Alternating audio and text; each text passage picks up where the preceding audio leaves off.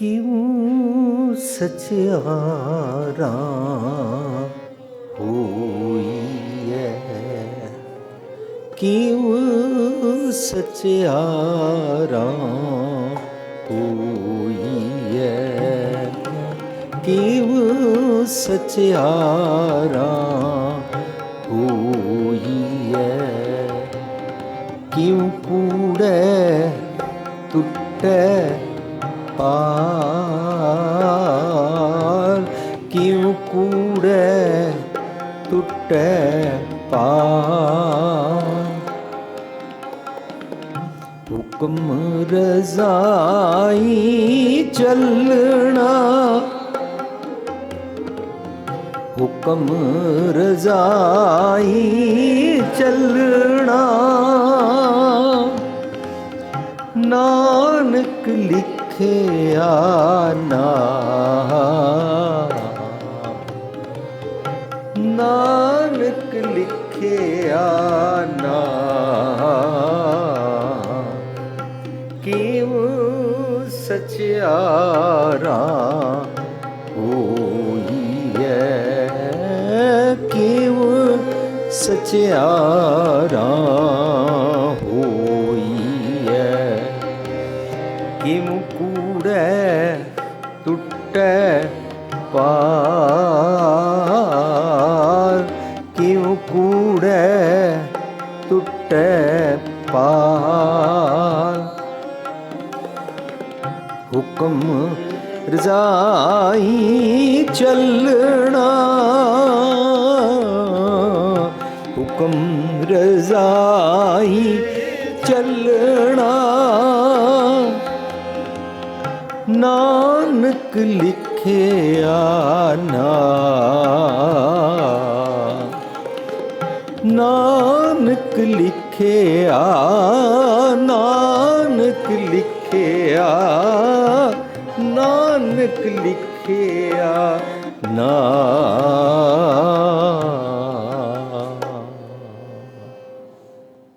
ਪਿਆਰੀ ਸਾਧ ਸੰਗਤ ਜੀ, ਇਹ ਸਵਾਲ ਅਸੀਂ ਜਿਤਨੀ ਵਾਰੀ ਵੀ ਜਪਜੀ ਸਾਹਿਬ ਦਾ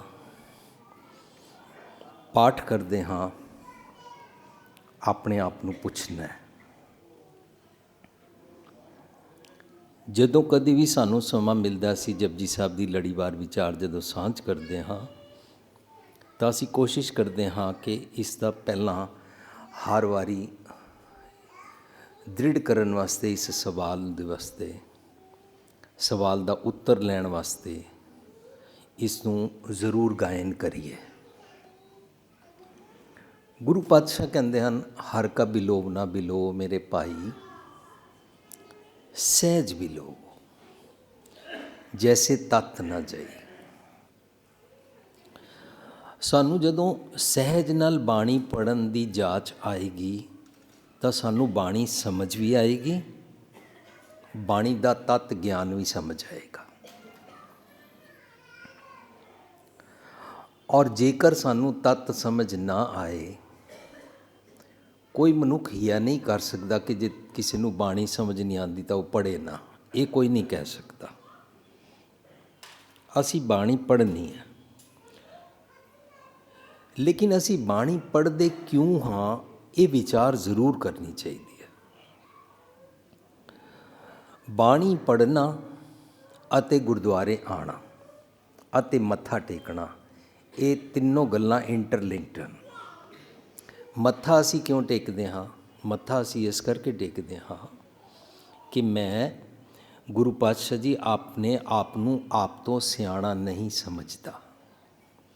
ਮੈਂ ਆਪਣਾ ਮੱਥਾ ਭਾਵ ਆਪਣਾ ਸਿਰ ਭਾਵ ਆਪਣੀ ਮੱਤ ਤੁਹਾਡੇ ਅੱਗੇ ਸਰੈਂਡਰ ਕਰਦਾ ਹਾਂ। ਮੱਥਾ ਟੇਕਣ ਦਾ ਭਾਵ, ਤੂੰ ਸਮਰੱਥ ਵੱਡਾ ਮੇਰੀ ਮੱਤ ਥੋੜ੍ਹੀ ਰਾਮ, ਮੇਰੇ ਕੋਲ ਅਕਲ ਘੱਟ ਹੈ, ਤੁਹਾਡੇ ਕੋਲ ਅਕਲ ਜ਼ਿਆਦਾ ਹੈ। ਇਹ ਮੱਥਾ ਟੇਕਣ ਦਾ ਭਾਵ ਹੈ।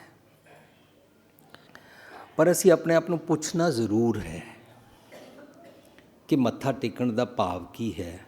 ਅੱਗੋਂ ਅਤੇ ਪਿੱਛੋਂ ਮੱਥਾ ਟੇਕਣਾ, ਜਾਂ ਮੱਥਾ ਟੇਕਣ ਦਾ ਭਾਵ मैं गुरु पातशाह जी ਨੂੰ ਪੁੱਛਣਾ ਹੈ, ਕਿਉਂਕਿ ਗੁਰੂ ਪਾਤਸ਼ਾਹ ਜੀ ਤੇ ਮੈਨੂੰ ਕਹਿ ਰਹੇ ਨੇ ਸੀਸ ਨਿਵਾਇਆ ਕਿ ਹਾਥੀਏ ਜਾਰੀ ਦੇ ਕੁਸ਼ੁੱਧੇ ਜਾਏ। ਜੇ ਤੇਰਾ ਹਿਰਦਾ ਸ਼ੁੱਧ ਨਹੀਂ ਹੈ ਤੇ ਤੂੰ ਇੱਕ ਵਾਰ ਛੱਡ 10 ਵਾਰੀ ਸਿਰ ਨਵਾ 50 ਵਾਰੀ ਨਵਾ। ਉਹਨੂੰ ਅਪਰਾਧੀ ਦੂਣਾ ਨਿਵੇਂ ਕਹਿੰਦੇ ਨੇ। ਅਪਰਾਧੀ ਦੂਣਾ ਨਿਵੇਂ ਜਿਉਂ ਹੰਤਾ ਮਿਰਗਾ ਹੈ।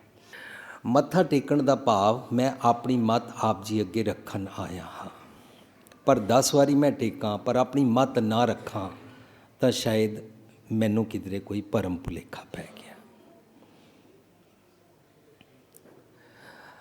ਗੁਰੂ ਪਾਤਸ਼ਾਹ ਕਹਿੰਦੇ ਨੇ ਗੁਰਦੁਆਰੇ ਕਿਉਂ ਆਉਂਦੇ ਆ? ਗੁਰਦੁਆਰਾ ਇੱਕ ਧਰਮਸ਼ਾਲ ਹੈ। ਸਤ ਸੰਗਤ ਸਤਗੁਰ ਚਟਸਾਲ ਹੈ, ਜਿਤ ਹਰ ਗੁਣ ਸਿੱਖਾ। ਅਸੀਂ ਇਹ ਸਕੂਲ ਹੈ, एक क्लास है, पाठशाला है, और असी हर गल की ऑथेंटिसिटी बाणी चों लैंदे हां। बाणी राहीं गुरु पातशाह दसदे ने मेरे राम हम बारक हैं हर प्रभ के याने। असी सारे उम्र दे जिस मर्जी पढ़ाते हाँ असी याने हाँ, असी सियाणे नहीं हाँ, सानू अकल घट है। मेरे राम हम बारक हैं, मेरे राम हम बारक हर प्रभ के हैं याने। धन धन गुरु गुर सतगुर पांदा। पांदा हुंदा टीचर, उस्ताद, गाइड, लीडर। धन धन गुरु गुर सतगुर पांदा जिन हर उपदेश दे किए सियाणे। ਅਸੀਂ ਗੁਰਦੁਆਰੇ ਆਉਣ ਦਾ ਮਕਸਦ ਸਮਝੇ ਬਾਣੀ ਰਾਹੀਂ ਕਿ ਅਸੀਂ ਗੁਰੂ ਪਾਤਸ਼ਾਹ ਜੀ ਦਾ ਉਪਦੇਸ਼ ਸੁਣ ਕੇ ਇਆਣੇ ਤੋਂ ਸਿਆਣਾ ਬਣਨ ਆਉਂਦੇ ਹਾਂ, ਬਾਹਰੋਂ ਹੀ ਸਿਆਣਾ ਬਣ ਕੇ ਨਹੀਂ ਆਉਂਦੇ ਹਾਂ। ਜੇ ਬਾਹਰੋਂ ਹੀ ਸਿਆਣੇ ਬਣ ਕੇ ਅੰਦਰ ਆਈਏ ਸਾਡੀ ਲਿਸਨਿੰਗ ਕਲੋਜ਼ਡ ਹੁੰਦੀ ਹੈ। ਜਦੋਂ ਸਾਡੀ ਲਿਸਨਿੰਗ ਕਲੋਜ਼ਡ ਹੁੰਦੀ ਹੈ ਤਾਂ ਉਹਦੇ ਸਿੰਪਟਮਸ ਹਨ। ਮੈਂ ਅੰਦਰ ਵੜਾਂਗਾ, ਮੈਂ ਲੱਭਾਂਗਾ ਕਾਰਪੈਟ ਸਿੱਧਾ ਨਹੀਂ ਡਾਇਆ ਹੋਇਆ, ਚਾਦਰਾਂ ਠੀਕ ਨਹੀਂ ਹਨ, ਭਾਈ ਸਾਹਿਬ ਜੀ ਨੇ ਅੱਜ ਚੰਦੋਆ ਠੀਕ ਨਹੀਂ ਲਗਾਇਆ।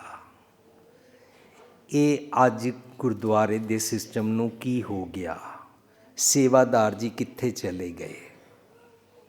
गुरुद्वारे वाले प्रबंधकों ने टाइम सिर भोग क्यों नहीं पाया? आई मीन जितने भी नुक्स लभने होणगे वो मेरी सियाणफ दे सिम्पटम्स होणगे, पर मैं तो इयाणा बन के आया ही नहीं।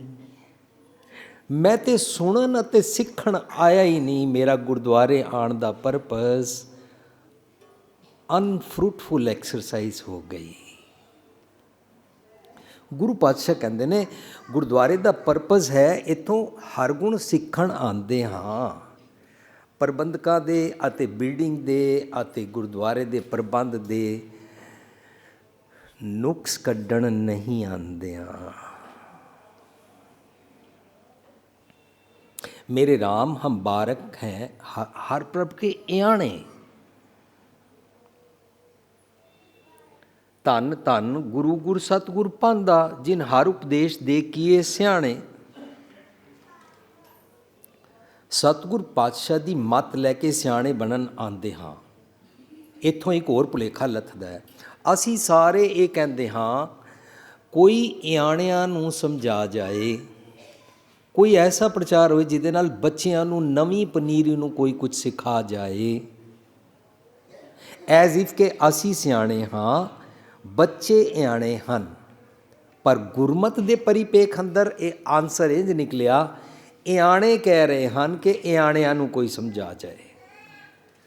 असी इयाणे जे अपने आप नूं मन लईए साडी यात्रा धार्मिकता दी, स्पिरिचुअलिटी दी, अध्यात्म दी शुरू हो जाती है, क्योंकि मैनूं नम्रता वाला पक्ष टच करता है। जो ही नम्रता दा पक्ष मैनूं टच करता है मैं सुनन वास्ते कन्विंस हो जाता, मेरा चित्त करता है मैं सुना। सो गुरुद्वारे आने का परपज़ ਅਤੇ ਮੱਥਾ ਟੇਕਣ ਦਾ ਪਰਪਸ ਜੇ ਸਾਨੂੰ ਨਾ ਪਤਾ ਹੋਵੇ ਤਾਂ ਕਈ ਸੱਜਣ ਇਹ ਵੀ ਪੁੱਛਦੇ ਨੇ, ਉਹ ਜੀ ਜਦੋਂ ਮੇਰਾ ਕੋਈ ਫਰੈਂਡ ਸਾਡੇ ਘਰ ਆਉਂਦਾ ਹੈ, ਉਹ ਹਿੰਦੂ ਹੁੰਦਾ ਹੈ, ਮੁਸਲਮਾਨ ਹੁੰਦਾ ਹੈ, ਕ੍ਰਿਸਚਨ ਹੁੰਦਾ ਹੈ, ਉਹ ਜਦੋਂ ਸਾਡੇ ਘਰ ਆਉਂਦਾ ਤਾਂ ਗੁਰੂ ਗ੍ਰੰਥ ਸਾਹਿਬ ਨੂੰ ਮੱਥਾ ਟੇਕਦਾ ਹੈ, ਅਸੀਂ ਜਦੋਂ ਉਹਨਾਂ ਦੇ ਉੱਥੇ ਦੀਵਾਨਾਂ 'ਤੇ ਜਾਈਏ ਅਸੀਂ ਮੱਥਾ ਟੇਕੀਏ ਕਿ ਨਾ ਟੇਕੀਏ? ਇਸ ਦਾ ਆਨਸਰ ਤੇ ਬਾਣੀ ਦੇ ਸਕਦੀ ਹੈ। ਬਾਣੀ ਕਹਿੰਦੀ ਹੈ ਤੂੰ ਜਦੋਂ ਆਪਣੀ ਮੱਤ ਰੱਖਣੀ ਹੈ ਤਾਂ ਕਿਹਦੇ ਅੱਗੇ ਰੱਖ ਰਿਹਾ ਇਹ ਸੋਚ, ਵਰਨਾ ਇਸ ਸਿਰ ਨੂੰ ਝੁਕਾਉਣ ਦੀ ਤੇ ਗੱਲ ਚੱਲ ਹੀ ਨਹੀਂ ਰਹੀ। ਜਿਸ ਦੀ ਤੂੰ ਗੱਲ ਮੰਨਣੀ ਹੈ ਉਹਦੇ ਅੱਗੇ ਮੱਥਾ ਟੇਕਣਾ ਹੈ। ਆਨਸਰ ਆਪੇ ਨਿਕਲਦਾ ਹੈ ਕਿ ਜੇ ਗੁਰੂ ਦੀ ਗੱਲ ਮੰਨਣੀ ਹੈ ਤਾਂ ਗੁਰੂ ਅੱਗੇ ਆਪਣੀ ਮੱਤ ਦਾ ਬਲ ਹਾਰਦੇ ਹਾਂ, ਆਪਣਾ ਸਿਰ ਰੱਖਦੇ ਹਾਂ। ਹਸਤੀ ਸਿਰ ਜਿਉ ਅੰਕਸ਼ ਹੈ, ਐਰਨ ਜਿਉ ਸਿਰ ਦੇ, ਮਨ ਤਨ ਆਗੈ ਰਾਖ ਕੈ ਉਬੀ ਸੇਵ ਕਰੇ। ਇਉ ਗੁਰਮੁਖ ਆਪ ਨਿਵਾਰੀਐ ਸਭ ਰਾਜ ਸ੍ਰਿਸ਼ਟ ਕਾਲੇ। ਤੈਨੂੰ ਆਪਣੀ ਸਾਰੀ ਸ੍ਰਿਸ਼ਟੀ ਦੇ ਬਾਰੇ ਰਾਜ ਮਿਲ ਜਾਏਗਾ, ਆਪਣੇ ਇਸ ਤਨ ਅਤੇ ਮਨ, ਆਪਣੇ ਰੋਮ ਰੋਮ ਵਾਲੇ ਇਸ ਸਾਰੇ ਸਰੀਰ ਦੀ ਸ੍ਰਿਸ਼ਟੀ, ਸਰੀਰ ਦੀ ਸ੍ਰਿਸ਼ਟੀ ਦਾ ਰਾਜ ਮਿਲ ਜਾਏ, ਉਹਨੂੰ ਕਹਿੰਦੇ ਨੇ ਮਨ ਜੀਤੈ ਜਗ ਜੀਤ। ਲੇਕਿਨ ਅਸੀਂ ਸਭ ਨੇ ਸੁਣਿਆ ਹੋਇਆ ਕਿ ਰਾਮ ਜਪੋ ਜੀ ਐਸੇ ਐਸੇ, ਧਰੁਵ ਪ੍ਰਹਲਾਦ ਜਪਿਓ ਹਰ ਜੈਸੇ। ਕਿਵੇਂ ਜਪੀਏ? ਪੰਕਤੀ ਸੁਣੀ ਹੈ, ਗਾਇਨ ਕੀਤੀ ਹੈ, ਹਜ਼ਾਰਾਂ ਸਾਲਾਂ ਤੋਂ ਸੁਣੀ ਹੈ। ਰਾਮ ਜਪੋ ਜੀ ਐਸੇ ਐਸੇ, ਧਰੁਵ ਪ੍ਰਹਲਾਦ ਜਪਿਓ ਹਰ ਜੈਸੇ ਸ਼ਬਦ ਕਬੀਰ ਜੀ ਦਾ। ਕਿਵੇਂ ਉਹਨਾਂ ਨੇ ਜਪਿਆ ਸੀ? ਜਦੋਂ ਤੱਕ ਸਾਨੂੰ ਉਹ ਪੂਰੀ ਗੱਲ ਸਮਝ ਨਾ ਆਏ ਅਸੀਂ ਉਹਨਾਂ ਵਾਂਗੂ ਜਪ ਨਹੀਂ ਸਕਦੇ ਹਾਂ। ਬਾਣੀ ਕਹਿ ਰਹੀ ਆ ਉਹਨਾਂ ਵਾਂਗੂ ਜਪ। ਕਿਵੇਂ? ਜਿਵੇਂ ਧਰੁਵ ਅਤੇ ਪ੍ਰਹਲਾਦ ਨੇ ਜਪਿਆ ਸੀ। ਹੁਣ ਪੁੱਛਦੇ ਹਾਂ ਧਰੁਵ ਨੇ ਕਿਵੇਂ ਜਪਿਆ ਸੀ। ਜਦੋਂ ਵੀ ਕੋਈ ਇਨਸਾਨ ਮੰਦੇ ਖਿਆਲਾਂ ਦੀ ਅਗਵਾਈ ਲੈਂਦਾ ਹੈ, ਮੰਦੇ ਖਿਆਲਾਂ ਦੀ ਮੱਤ ਨੂੰ ਮਤਰੇਈ ਮਾਂ ਕਹਿੰਦੇ ਨੇ। ਮਤਰੇਈ ਮਾਂ, ਸਟੈਪ ਮਦਰ, ਆਨ, ਅਵਰ ਦੀ ਅਕਲ, ਜਮਾ ਦੀ ਅਕਲ। ਮਤਰੇਈ ਮਾਂ ਨੂੰ ਬਿਲਕੁਲ ਨਹੀਂ ਪਸੰਦ ਕਿ ਮੈਂ ਆਪਣੇ ਸੱਕੇ ਪਿਤਾ ਦੀ ਗੋਦ ਵਿੱਚ ਬੈਠਾਂ। ਸੱਕਾ ਪਿਤਾ ਮੇਰਾ ਕੌਣ ਹੈ? ਬਾਣੀ ਦੱਸੇਗੀ। ਸਾਡੀ ਮਾਂ ਕੈਸੇਟ ਤੁਹਾਨੂੰ ਬਾਹਰ ਮਿਲੇਗੀ, ਜਿਹੜਾ ਅਸੀਂ ਮਾਂ ਉੱਤੇ ਸੈਮੀਨਾਰ ਕੀਤਾ। ਉਹਦੇ ਵਿੱਚ ਅਸੀਂ ਸਮਝਣ ਦਾ ਯਤਨ ਕੀਤਾ ਸੀ 4-5 ਘੰਟੇ ਲਗਾ ਕੇ। ਜਿਸ ਦਿਨ ਮੈਂ ਪੈਦਾ ਹੋਇਆ ਮੇਰੇ ਕੋਲ ਚੁਆਇਸ ਨਹੀਂ ਸੀ ਕਿ ਮੈਂ ਕਿਹੜੀ ਮਾਂ ਦੇ ਘਰ ਪੈਦਾ ਹੋਵਾਂ। ਮੇਰੇ ਕੋਲ ਚੁਆਇਸ ਨਹੀਂ ਸੀ ਕਿ ਮੈਂ ਕਿਹੜੇ ਪਿਤਾ ਦੇ ਘਰ ਪੈਦਾ ਹੋਵਾਂ। ਮੇਰੇ ਕੋਲ ਚੁਆਇਸ ਨਹੀਂ ਸੀ ਕਿ ਮੇਰੇ ਭੈਣ ਭਰਾ ਕਿਹੜੇ ਹੋਣ। ਮੇਰੇ ਕੋਲ ਚੁਆਇਸ ਨਹੀਂ ਸੀ ਕਿ ਮੇਰੀ ਪਤਨੀ ਕੈਸੀ ਹੋਵੇ। ਮੇਰੇ ਕੋਲ ਚੁਆਇਸ ਨਹੀਂ ਸੀ ਕਿ ਮੇਰੇ ਬੱਚੇ ਕੈਸੇ ਹੋਣ। ਮਾਂ ਸੈਮੀਨਾਰੀ 'ਚ ਅਸੀਂ ਗੁਰਬਾਣੀ ਦਾ ਸ਼ਬਦ ਪੜ੍ਹਿਆ, ਮਾਤਾ ਮਤ ਪਿਤਾ ਸੰਤੋਖ ਸਤ ਭਾਈ ਕਰ ਇਹ ਵਿਸੇਖ। ਔਰ ਉਸ ਸੈਮੀਨਾਰ ਵਿੱਚ ਗੁਰਬਾਣੀ ਦਾ ਤੱਤ ਸਾਹਮਣੇ ਨਿਕਲ ਕੇ ਇਹ ਆਇਆ ਕਿ ਦੁਨੀਆ ਦਾ ਹਰ ਇਨਸਾਨ ਕੋਲ ਕੋਈ ਚੁਆਇਸ ਨਹੀਂ ਸੀ ਕਿ ਉਹ ਕੀ ਕਰੇ, ਪਰ ਹੁਣ ਉਹ ਆਪਣਾ ਸਭ ਕੁਝ ਨਵਾਂ ਬਣਾ ਸਕਦਾ ਹੈ। ਸੁਚੱਜੀ ਚੰਗੀ ਮੱਤ ਰੂਪੀ ਮਾਤਾ ਬਣਾ ਲਵੇ, ਸੰਤੋਖ ਰੂਪੀ ਪਿਤਾ ਬਣਾ ਲਵੇ, ਸੇਵਾ ਕਰਨ ਦੇ ਭਾਵ ਨੂੰ ਆਪਣਾ ਭਰਾ ਭੈਣ ਬਣਾ ਲਵੇ ਅਤੇ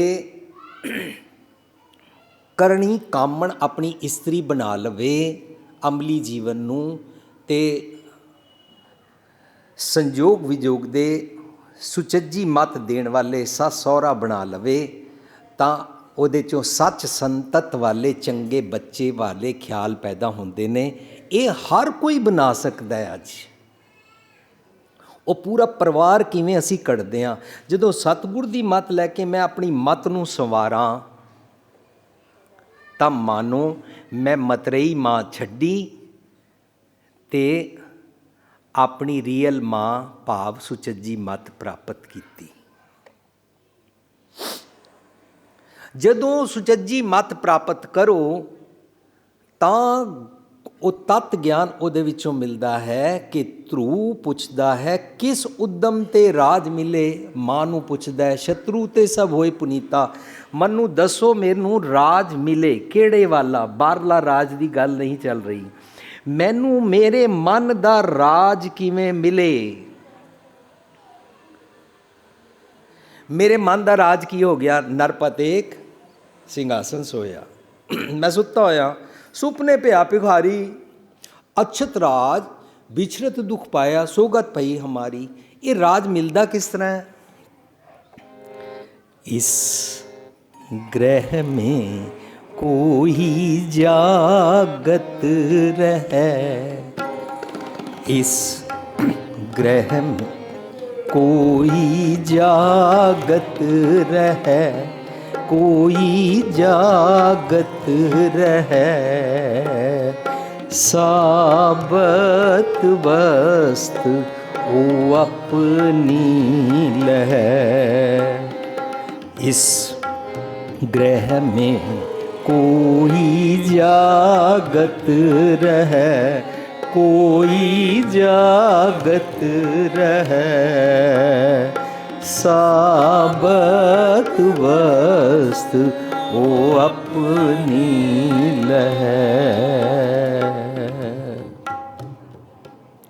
ਜਦੋਂ ਅਸੀਂ ਜਾਗ ਪੈਂਦੇ ਹਾਂ ਸਾਨੂੰ ਸਾਬਤ ਵਸਤ ਪ੍ਰਾਪਤ ਹੋ ਜਾਂਦੀ ਹੈ, ਆਪਣਾ ਮਨ ਦਾ ਨੇਚਲ ਰਾਜ ਪ੍ਰਾਪਤ ਹੋ ਜਾਂਦਾ ਹੈ।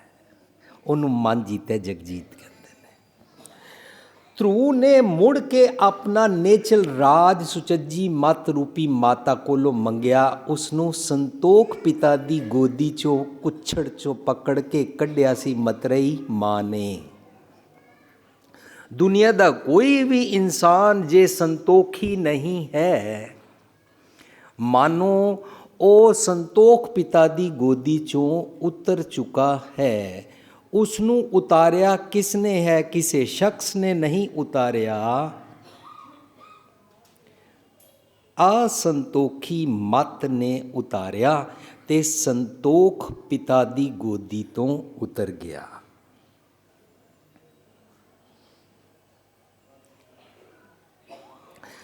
ਮਾਤਾ ਮਤ ਪਿਤਾ ਸੰਤੋਖ ਵਾਲੇ ਸ਼ਬਦ ਵਿੱਚ ਅਸੀਂ ਸਮਝਿਆ ਤਾਂ ਪਤਾ ਲੱਗਾ ਜਦੋਂ ਮੈਂ ਸੁਚੱਜੀ ਮਾਂ ਦੀ ਗੋਦ ਵਿੱਚ ਬੈਠਦਾ, ਸੁਚੱਜੀ ਮਾਂ ਦੀ ਮੱਤ ਲੈਂਦਾ ਹਾਂ ਤਾਂ ਮੈਨੂੰ ਸੰਤੋਖ ਪਿਤਾ ਪ੍ਰਾਪਤ ਹੁੰਦਾ। ਇਹਦਾ ਮਤਲਬ ਪਵਨ ਗੁਰੂ ਪਾਣੀ ਪਿਤਾ, ਜਦੋਂ ਅਸੀਂ ਸ਼ਬਦ ਪੜ੍ਹਾਂਗੇ, ਸ਼ਲੋਕ ਪੜ੍ਹਾਂਗੇ ਤਾਂ ਉੱਥੇ ਪਿਤਾ ਦਾ ਮੈਨਾ ਗੁਰਬਾਣੀ ਅੰਦਰ ਜਿੱਥੇ ਵੀ ਆਏਗਾ ਪਿਤਾ ਦਾ ਮੈਨਾ ਸੰਤੋਖ ਆਏਗਾ। ਇਹ ਗੁਰਬਾਣੀ ਦੀ ਕਸਵੱਟੀ ਹੈ। ਸੰਤੋਖ ਸਾਡਾ ਸਭ ਦਾ ਪਿਤਾ ਹੈ। ਜਦੋਂ ਮੈਂ ਸੰਤੋਖ ਤੋਂ ਉਲਟ ਜੀਵਨ ਜੀਵਾਂ, ਭਾਵ ਅਸੰਤੋਖੀ ਹੋਵਾਂ, ਜਦੋਂ ਮੈਂ ਡਿਸਕੰਟੈਂਟਿਡ ਹੋਵਾਂ ਤਾਂ ਮੇਰੀ ਕੀ ਅਵਸਥਾ ਬਣੇਗੀ? ਕਾਹੇ ਪੂਤ ਝਗੜਤ ਹੋ ਸੰਗ ਬਾਪ, ਸੰਤੋਖ ਦੇ ਅਗੇਂਸਟ ਲੜਨਾ।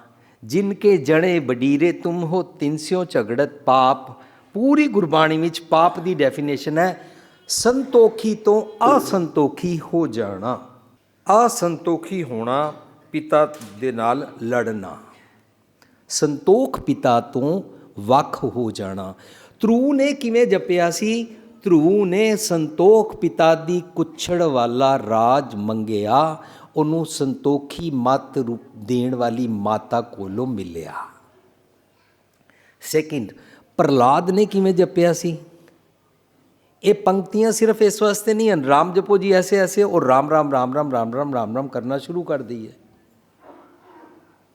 ਦਰਅਸਲ ਇਹ ਪੰਕਤੀਆਂ ਇਸ ਤਰ੍ਹਾਂ ਹਨ ਕਿ ਸਾਨੂੰ ਇਹਨਾਂ ਦੀ ਪੂਰੀ ਜਿਹੜੀ ਕੀਮੀਆ ਹੈ, ਜਿਹੜੇ ਉਹਦਾ ਪਿੱਛੇ ਤੱਤ ਗਿਆਨ ਹੈ, ਜਿਹੜੀ ਉਹਦੇ ਪਿੱਛੇ ਬੜੀ ਸਿੰਪਲ ਇੱਕ ਗੁਰੂ ਪਾਤਸ਼ਾਹ ਜੀ ਦੀ ਪ੍ਰੌਢਾਵਾਦ ਦੀ ਇਤਨੀ ਜ਼ਬਰਦਸਤ ਲੇਮੈਨ ਨੂੰ ਸਮਝਾਉਣ ਦੀ ਟੈਕਨੀਕ ਹੈ। ਉਹ ਕੀ ਪ੍ਰਹਲਾਦ ਨੇ ਕਿਵੇਂ ਜਪਿਆ ਸੀ? ਪ੍ਰਹਲਾਦ ਨੂੰ ਉਹਦਾ ਪਿਤਾ ਕਹਿੰਦਾ ਸੀ ਹਰਣਾਕਸ਼। ਹਰਣਾਕਸ਼ ਕਹਿੰਦਾ ਸੀ ਕਿ ਤੁਮਕੋ ਰੋਟੀ ਮੈਂ ਦੇਤਾ ਹੂੰ, दिन रात मेरे मुताबिक चढ़ता है, कपड़ा लत्ता मैं देता हूँ, सब कुछ तैनू देण वाला दुनियावी पदार्थ मैं तेरा पिता हाँ। And Prahlad did not accept this. ਇਹ ਪ੍ਰਤੀਕ ਹੈ ਜਦੋਂ ਅਸੀਂ ਦੁਨਿਆਵੀ ਪਦਾਰਥ ਨੂੰ ਆਪਣਾ ਮਾਈ ਬਾਪ ਸਮਝ ਲੈਂਦੇ ਹਾਂ, ਦੁਨਿਆਵੀ ਪਦਾਰਥਾਂ ਦੀ ਮੁਤਾਜੀ ਹੋ ਜਾਂਦੀ ਹੈ।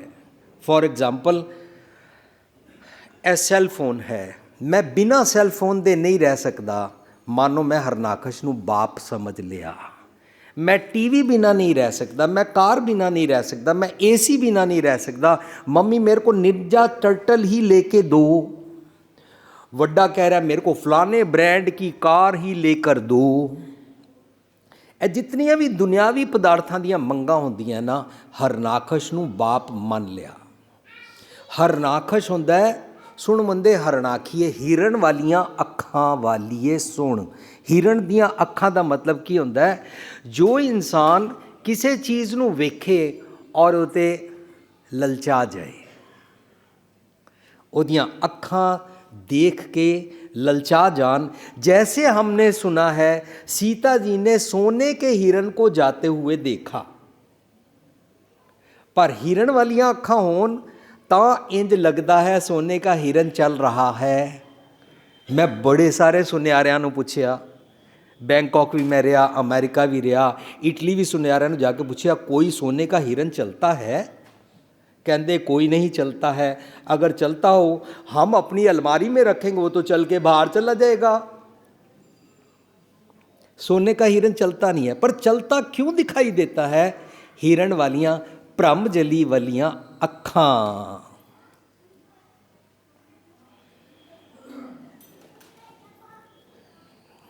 हिरनी वालियां अखां सानू जदों दूजे दी चीज़ वेख के भुलेखा पैंदा है। ਸਾਨੂੰ ਸਭ ਨੂੰ ਪੈਂਦਾ ਹੀ ਹੈ, ਭਰੂਣ ਹੱਤਿਆ ਸ਼ੁਰੂ ਹੀ ਇੱਥੋਂ ਹੋਈ ਹੈ, ਫੀਮੇਲ ਫੀਟੀਸਾਈਡ ਇੱਥੋਂ ਹੀ ਸ਼ੁਰੂ ਹੋਈ ਹੈ। ਦੂਜਿਆਂ ਦੇ ਘਰ ਪੁੱਤਰ ਹੈ, ਮੇਰੇ ਘਰ ਨਹੀਂ ਹੈ। ਇਹ ਹਰਨਾਕਸ਼ ਵਾਲੀਆਂ ਹੀ ਅੱਖਾਂ ਹਨ। ਦੁਨਿਆਵੀ ਪਦਾਰਥ, ਦੁਨਿਆਵੀ ਚੀਜ਼ਾਂ ਦੇ ਨਾਲ ਕੀ ਹੁੰਦਾ ਹੈ? ਦਾਤ ਪਿਆਰੀ ਵਿਸਰਿਆ ਦਾ ਤਾਰਾ। ਪਰ ਅਫਸੋਸ ਦੀ ਗੱਲ ਹੈ, ਸਾਨੂੰ ਗੁਰੂ ਗ੍ਰੰਥ ਸਾਹਿਬ ਦੀ ਹਜ਼ੂਰੀ ਅੰਦਰ ਐਸੇ ਐਸੇ ਮੰਤਰ ਔਰ ਐਸੇ ਐਸੇ ਪਾਠ ਔਰ ਐਸੇ ਗਿਣਤੀਆਂ ਮਿਣਤੀਆਂ ਦੇ ਪਾਖੰਡ ਸਿਖਾਏ ਜਾਂਦੇ ਨੇ ਕਿ ਇਹਨਾਂ ਨੂੰ ਇੰਝ ਕਰੋ ਤਾਂ ਤੁਹਾਨੂੰ ਫਲਾਣੀ ਫਲਾਣੀ ਚੀਜ਼ ਪ੍ਰਾਪਤ ਹੋਏਗੀ। ਪ੍ਰਹਲਾਦ ਕਹਿੰਦਾ ਸੀ ਨੋ, ਯੂ ਆਰ ਨੋਟ ਮਾਈ ਬਾਪ, ਮੇਰਾ ਮਾਈ ਬਾਪ ਰੱਬ ਜੀ ਹੈ। ਦੁਨਿਆਵੀ ਪਦਾਰਥਾਂ ਦੀ ਮੁਤਾਜੀ ਛੱਡਣਾ ਪ੍ਰਹਲਾਦ ਵਾਂਗੂ ਰਾਮ ਜਪਣਾ ਹੈ। ਔਰ ਇਸੇ ਨੂੰ ਗੁਰਮਤ ਦੱਸਦੀ ਹੈ ਕਿ ਇਹਨੂੰ ਹੋਲੀ ਕੀਨੀ ਸੰਤ ਸੇਵ ਕਹਿੰਦੇ ਨੇ, ਰੰਗ ਲਾਗਾ ਅਤ ਲਾਲ ਦੇਵ ਕਹਿੰਦੇ ਨੇ। ਜਦੋਂ ਮੇਰੇ ਮਨ ਉੱਤੇ ਰੱਬੀ ਰੰਗ ਚੜ੍ਹ ਜਾਂਦਾ ਹੈ, ਦੁਨਿਆਵੀ ਪਦਾਰਥਾਂ ਦਾ ਰੰਗ ਉਤਰ ਜਾਂਦਾ ਹੈ। ਕਿਉਂ? ਕਿਉਂਕਿ ਗੁਰੂ ਪਾਤਸ਼ਾਹ ਕਹਿੰਦੇ ਨੇ ਜੈਸਾ ਰੰਗ ਕਸੁੰਭ ਕਾ तैसा ए संसार। जैसा रंग कसुंभ का तैसा ए संसार। मेरे रामैये रंग मजीठ का कह रविदास चमार। तैसा ए संसार। जैसा रंग कसुंभ का तैसा ए संसार। सो असी की सिखांगे बाणी राहीं?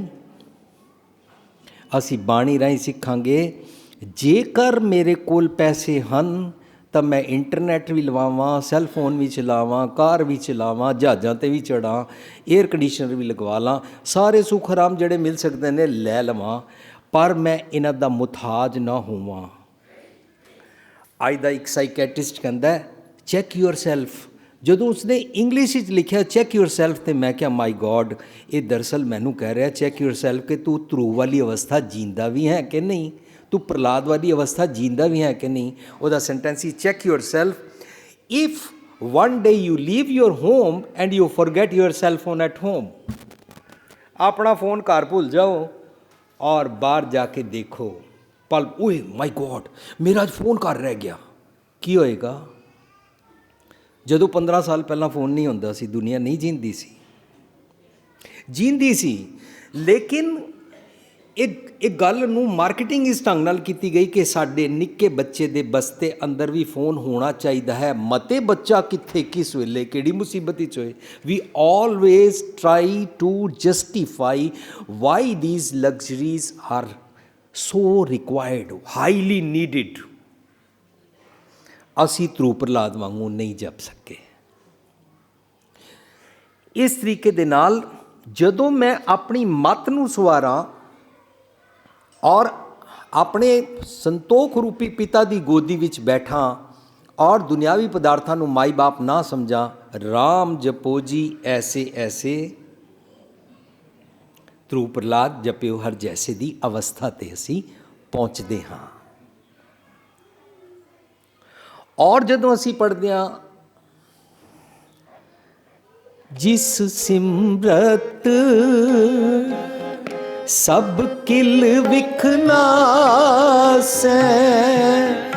ਪਿਤਰੀ ਹੋਏ ਉਧਾਰੋ, ਪਿਤਰੀ ਹੋਏ ਉਧਾਰੋ, ਸੋ ਹਰ ਹਰ ਤੁਮ ਸਦ ਹੀ ਜਾਪੋ, ਜਾਂ ਕਾ ਅੰਤ ਨ ਪਾਰੋ, ਜਾਂ ਕਾ ਅੰਤ ਨ ਪਾਰੋ।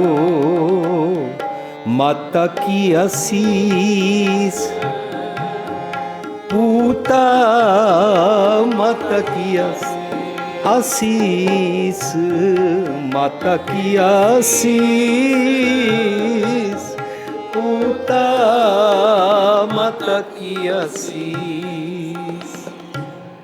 इस शब्द विच कहंदे ने पूता किसनूं कहंदे ने? मेरे मन नूं। आसीस कौन दिंदा? माता बन के गुरु पातशाह।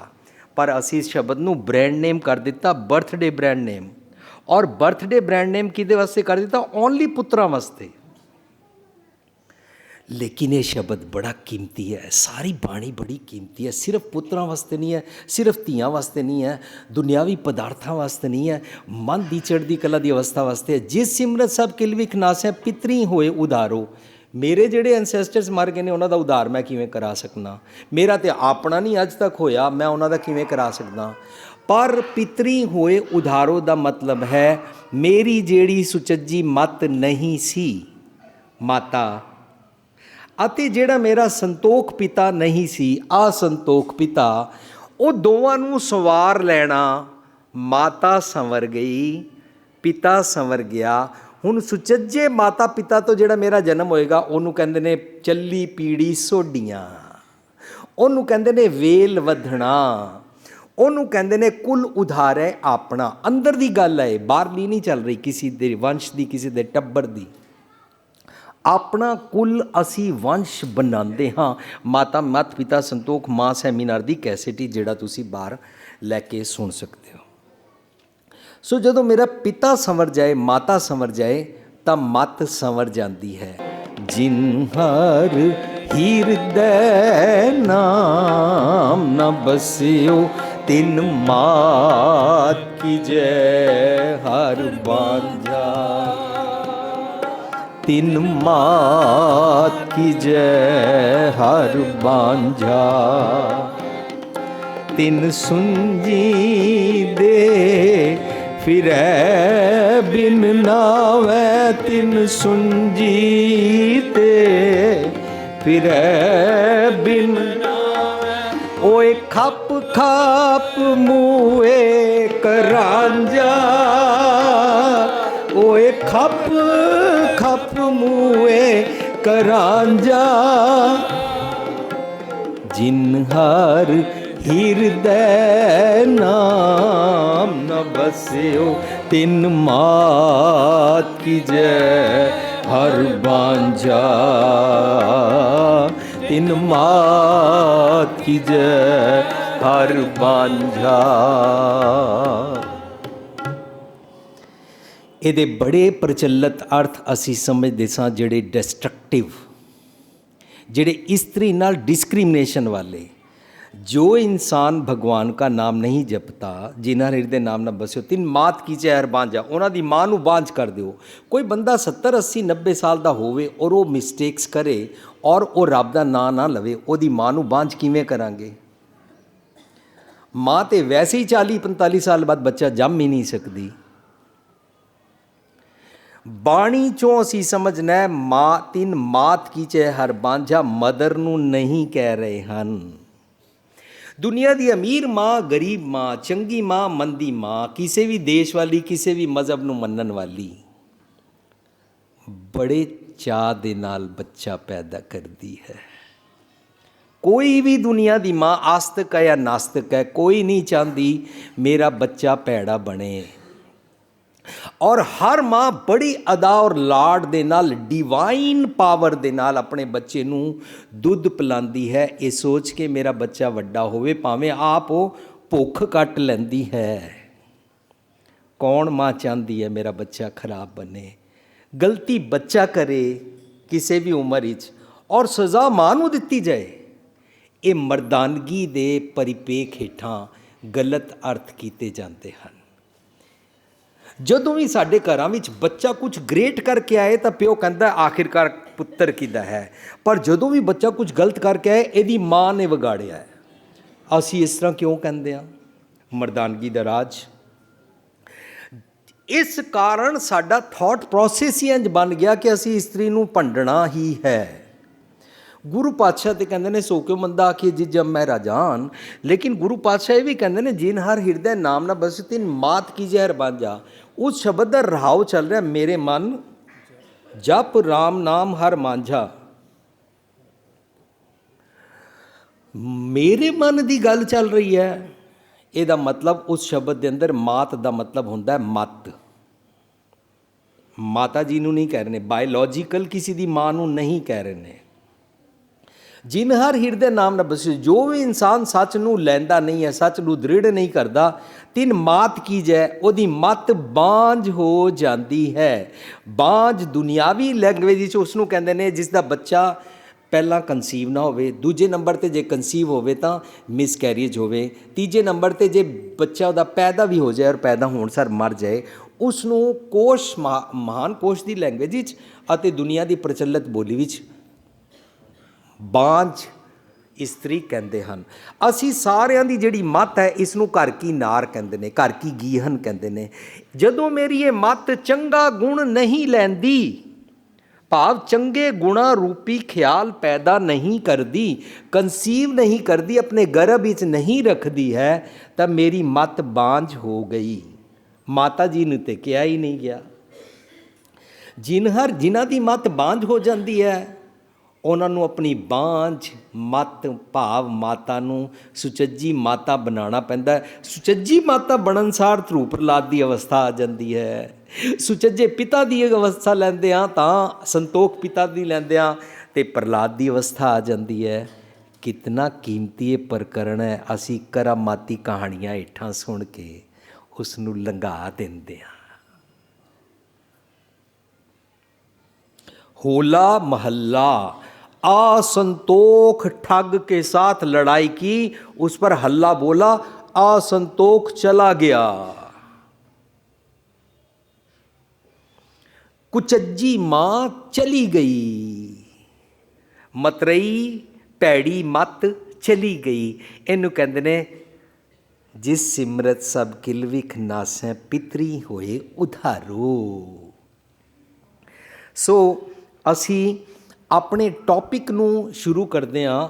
ਬਾਈ ਚਾਂਸ ਮੈਨੂੰ ਪਹਿਲਾਂ ਇਹ ਗੱਲ ਕਰਨੀ ਪਈ ਕਿਉਂਕਿ ਜਿਹੜੇ ਸੱਜਣਾ ਨੇ ਕੱਲ੍ਹ ਮੈਨੂੰ ਕਿਹਾ ਜੇਕਰ ਇਕਾਗਰਤਾ ਬਣੀ ਰਵੇ ਔਰ ਕੁਛ ਇਸ ਤਰ੍ਹਾਂ ਇੰਤਜ਼ਾਮ ਕੀਤਾ ਜਾਏ ਅੱਗੋਂ ਫਰੰਟ ਤੋਂ ਸੰਗਤਾਂ ਨਾ ਲੱਗਣ ਤਾਂ ਮੈਂ ਮੱਥਾ ਟੇਕਣ ਦਾ ਭਾਵ ਆਪ ਜੀ ਨਾਲ ਸਾਂਝ ਕੀਤਾ। ਗੁਰਦੁਆਰੇ ਕਿਉਂ ਆਉਂਦੇ ਇਹ ਭਾਵ ਸਾਂਝ ਕੀਤਾ ਅਤੇ ਬਾਣੀ ਕਿਉਂ ਪੜ੍ਹਦੇ ਹਾਂ ਇਹ ਵਾਲੀ ਗੱਲ ਸਾਂਝ ਕਰਨ ਪਿੱਛੇ ਮੇਰੀ ਪ੍ਰੀਫੇਸ ਥੋੜ੍ਹੀ ਜਿਹੀ ਮੈਨੂੰ ਇਸ ਤਰ੍ਹਾਂ ਸਾਂਝ ਕਰਨੀ ਪਈ। ਨਾਲ ਹੋਲਾ ਮਹੱਲਾ ਆ ਰਿਹਾ ਹੈ। ਲੜੀਵਾਰ ਜਿਹੜੀ ਅਸੀਂ ਵਿਚਾਰ ਸਾਂਝ ਕਰ ਰਹੇ ਹਾਂ ਉਸ ਦੇ ਵਿਚਕਾਰ ਕੁੜਿਆਰ ਤੋਂ ਸਚਿਆਰ ਬਣਨ ਵਾਲਾ ਮਨ ਆਪਣੇ ਚੰਗੇ ਗੁਣਾਂ ਦੀ ਮੱਤ ਲੈ ਕੇ ਚੰਗੇ ਗੁਣਾਂ ਨੂੰ ਸੰਭਾਲਦਾ। ਸੋਦਰ ਕਿਹਾ ਸੋ ਕਰ ਕਿਹਾ ਜਿਤਬੈ ਸਰਬ ਸੰਭਾਲੇ। ਉਹ ਸਾਰੇ ਗੁਣਾਂ ਨੂੰ ਸੰਭਾਲਦਾ ਔਰ ਉੱਥੇ ਸੋ ਪਾਤਸ਼ਾਹ ਸ਼ਾਹ ਪਾਤਸ਼ਾਹ ਸਾਹਿਬ ਨਾਨਕ ਰਹਿਣ ਜਾਈ ਉੱਥੇ ਦਾ ਪਾਤਸ਼ਾਹ ਬਣ ਜਾਂਦਾ ਹੈ। ਔਰ ਆਪਣੀ ਪੱਤ ਨੂੰ ਬਰਕਰਾਰ ਰੱਖਣ ਵਾਸਤੇ ਉਹ ਚੰਗੇ ਚੰਗੇ ਗੁਣਾਂ ਨੂੰ ਸੰਭਾਲਦਾ ਹੈ। ਜਿਸ ਇਨਸਾਨ ਨੂੰ ਚੰਗੇ ਗੁਣ ਪ੍ਰਾਪਤ ਹੋ ਜਾਂਦੇ ਨੇ ਉਹ ਇਨਸਾਨ ਕਿਸੇ ਭੋਰੇ ਵਿੱਚ ਨਹੀਂ ਬੈਠਦਾ, ਉਹ ਇਨਸਾਨ ਕਿਸੇ ਖੁੱਡੇ ਵਿੱਚ ਨਹੀਂ ਬੈਠਦਾ, ਉਹ ਇਨਸਾਨ ਚੌਕੜਾ ਮਾਰ ਕੇ ਕਿਤੇ ਪਹਾੜੀਆਂ ਤੇ ਜੰਗਲਾਂ ਵਿੱਚ ਨਹੀਂ ਚਲਾ ਜਾਂਦਾ। ਗੁਰੂ ਨਾਨਕ ਸਾਹਿਬ ਸਿੱਧਾਂ ਜੋਗੀਆਂ ਨੂੰ ਕਹਿੰਦੇ ਸੀ, ਸਿੱਧ ਛੱਪ ਬੈਠੇ ਪਰਬਤੀ ਕੌਣ ਜਗਤ ਕੋ ਪਾਰ ਉਤਾਰਾ। ਔਰ ਗੁਰੂ ਨਾਨਕ ਸਾਹਿਬ ਆਪ ਚੜ੍ਹਿਆ ਸੋਧਣ ਧਰਤ ਲੁਕਾਈ ਸਾਰੀ ਦੁਨੀਆ ਵਿੱਚ ਨੰਗੇ ਪੈਰ ਪੈਦਲ ਟੁਰ ਪੈਂਦੇ ਸਨ। ਕਿਉਂਕਿ ਜਿਸ ਇਨਸਾਨ ਨੂੰ ਰੱਬੀ ਗੁਣਾਂ ਦਾ ਖਜ਼ਾਨਾ ਪ੍ਰਾਪਤ ਹੁੰਦਾ, ਉਸ ਖਜ਼ਾਨੇ ਦਾ ਜਦੋਂ ਮਾਲਕ ਹੋ ਜਾਂਦਾ, ਰੱਬੀ ਗੁਣਾਂ ਨੂੰ ਸੰਭਾਲਦਾ ਹੈ, ਪਿਓ ਦਾਦੇ ਦੇ ਖਜ਼ਾਨੇ ਨੂੰ ਸੰਭਾਲਦਾ ਹੈ, ਤਾਂ ਉਹ ਕੀ ਕਰਦਾ ਹੈ? ਖਾਵੇ ਖਰਚੇ ਰਲ ਮਿਲ ਪਾਈ, ਖਾਵੇ ਰਲ ਮਿਲ ਪਾਈ, ਟੋਟ ਨਾ ਆਵੇ ਵਧ ਦੋ ਜਾਈ, ਟੋਟ ਨਾ ਆਵੇ ਵਧ ਦੋ ਜਾਈ। ਹਮ ਤਨਵੰਤ ਪਾਗਠ ਸਚ ਨਾਏ, ਹਰ ਗੁਣ ਗਾਵੇ ਸਹਿਜ ਸੁਭਾਏ, ਹਰ ਗੁਣ ਗਾਵੇ ਸਹਿਜ ਸੁਭਾਏ। ਸਹਿਜ ਸੁਭਾਏ ਉਹਦਾ ਸੁਭਾਅ ਬਣ ਜਾਂਦਾ ਹੈ। ਮਿੱਠਾ ਬੋਲਣਾ, ਨਮਰਤਾ ਵਿੱਚ ਰਹਿਣਾ, ਕਿਸੇ ਦੀ ਨਿੰਦਾ ਨਾ ਕਰਨੀ, ਹਲੀਮੀ ਨਾਲ ਰਹਿਣਾ। ਹਾਰਮੋਨੀਅਸ ਲਾਈਫ ਸਿੱਖਣੀ, ਭਾਖਿਆ ਪਾਓ ਅਪਾਰ ਦੀ ਬੋਲੀ ਬੋਲਣਾ। ਅਭਾਖਿਆ ਕਾ ਕੁੱਠਾ ਬੱਕਰਾ ਖਾਣਾ ਵਾਲੀ ਬੋਲੀ, ਅਭਾਖਿਆ ਵਾਲੀ ਬੋਲੀ ਨਾ ਬੋਲਣਾ ਜਿਹਦੇ ਨਾਲ ਕਿਸੇ ਨੂੰ ਬੱਕਰੇ ਵਾਂਗੂ ਕੱਟ ਦਿੱਤਾ ਜਾਂਦਾ ਹੈ। ਐਸੀ ਸੀਨਾ ਛਲਨੀ ਛਲਨੀ ਕਰਨ ਵਾਲੇ ਬੋਲ ਉਹ ਨਹੀਂ ਬੋਲਦਾ। ਅਭਾਖਿਆ ਕਾ ਉਹ ਕੀ ਬੋਲਦਾ? ਭਾਖਿਆ ਪਾਓ ਅਪਾਰ ਬੋਲਦਾ ਹੈ। ਜਦੋਂ ਵੀ ਪ੍ਰੋਗਰਾਮ ਹੁੰਦੇ ਨੇ ਸਾਨੂੰ ਲੋਕ ਪੁੱਛਦੇ ਨੇ, ਨਾ ਜੀ ਜੇ ਬੱਚਾ ਥੋੜ੍ਹੀ ਦੇਰ ਤੱਕ ਗੱਲ ਨਾ ਮੰਨੇ, ਵੀਰ ਜੀ ਤੁਸੀਂ ਕਹਿੰਦੇ ਹੋ ਬੱਚੇ ਨਾਲ ਮਿੱਠਾ ਬੋਲਣਾ ਚਾਹੀਦਾ ਹੈ। ਕਦੋਂ ਤੱਕ ਮਿੱਠਾ ਬੋਲਣਾ ਚਾਹੀਦਾ ਹੈ? ਨਾ ਫਿਰ ਤੇ ਬੱਚਾ ਬਿਲਕੁਲ ਹੀ ਵਿਗੜ ਜਾਏਗਾ। ਮਾਵਾਂ ਮੋਸਟਲੀ ਇੰਝ ਪੁੱਛਦੀਆਂ ਨੇ, ਬੀਬੀਆਂ ਇੰਝ ਪੁੱਛਦੀਆਂ, ਮੇਰਾ ਪਤੀ ਹਰ ਵੇਲੇ ਗਾਲਾਂ ਕੱਢਦਾ ਹੈ, ਬਹੁਤ ਭੈੜੇ ਬੋਲ ਬੋਲਦਾ ਹੈ, ਟੇਕ ਇਟ ਗ੍ਰਾਂਟਿਡ ਲੈ ਲੇਗਾ, ਕਦੋਂ ਤੱਕ ਮਿੱਠਾ ਔਰ ਨਮਰਤਾ ਨਾਲ ਬੋਲਣਾ ਚਾਹੀਦਾ ਹੈ? ਤਾਂ ਮੈਂ ਉਹਨਾਂ ਨੂੰ ਕਹਿੰਦਾ ਮੇਰਾ ਆਨਸਰ ਗਲਤ ਹੋ ਸਕਦਾ, ਗੁਰਬਾਣੀ ਕੋਲੋਂ ਆਨਸਰ ਸਿੱਖਦੇ ਹਾਂ। ਗੁਰਬਾਣੀ ਕਹਿੰਦੀ ਹੈ ਭਾਖਿਆ ਪਾਓ ਅਪਾਰ। ਅਪਾਰ ਹੁੰਦਾ ਅਨਲਿਮਿਟਿਡ, ਇਨਫਿਨਿਟ। ਤੂੰ ਬੇਅੰਤ ਭਾਓ ਪਿਆਰ ਦੀ ਬੋਲੀ ਹੀ ਬੋਲਣੀ ਹੈ। ਆਪਣੀ ਜ਼ਬਾਨ ਸਬਜੈਕਟ ਟੂ ਅਦਰ ਪਾਰਟੀ ਖਰਾਬ ਨਹੀਂ ਕਰਨੀ ਹੈ। ਵਿਰਲਾ ਬਣਨ ਵਾਲਾ ਮਨ ਇਹ ਜਾਚ ਸਿੱਖਦਾ ਜਾਂਦਾ ਹੈ, ਚੰਗੇ ਚੰਗੇ ਗੁਣਾਂ ਦਾ ਖਜ਼ਾਨਾ ਇਹਦਾ ਮਾਲਕ ਬਣਦਾ ਜਾਂਦਾ ਹੈ ਔਰ ਇਹਨਾਂ ਨੂੰ ਸੰਭਾਲਦਾ ਹੈ। ਔਰ ਇਹ ਵਾਲੀ ਮੱਤ ਨੂੰ ਜੁਗ ਜੁਗ ਇੱਕੋ ਵੇਸ ਵਾਲੀ ਮੱਤ ਨੂੰ ਆਪਣੇ ਉੱਤੇ ਵੇਸ ਧਾਰਨ ਕਰਦਾ ਹੈ। ਇਹ ਅਸੀਂ ਆਦੇਸ਼ ਦਿਸੇ ਆਦੇਸ਼ ਦੀਆਂ ਚਾਰੋਂ ਪੌੜੀਆਂ 'ਚੋਂ ਸਿੱਖਿਆ। ਉਹ ਜੁਗ ਜੁਗ ਇੱਕੋ ਵੇਸ ਮੀਨਸ ਹਮੇਸ਼ਾ ਦਾ ਵੇਸ ਧਾਰਨ ਕਰਦਾ ਹੈ ਚੰਗੇ ਗੁਣਾਂ ਦਾ।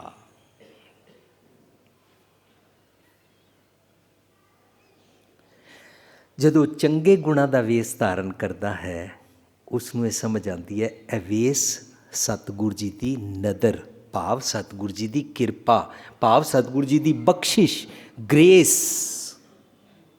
ਭਾਵ ਸਤਿਗੁਰੂ ਜੀ ਦਾ ਪੈਰਾਡਿਮ, ਭਾਵ ਸਤਿਗੁਰੂ ਜੀ ਦਾ ਵਿਜ਼ਨ।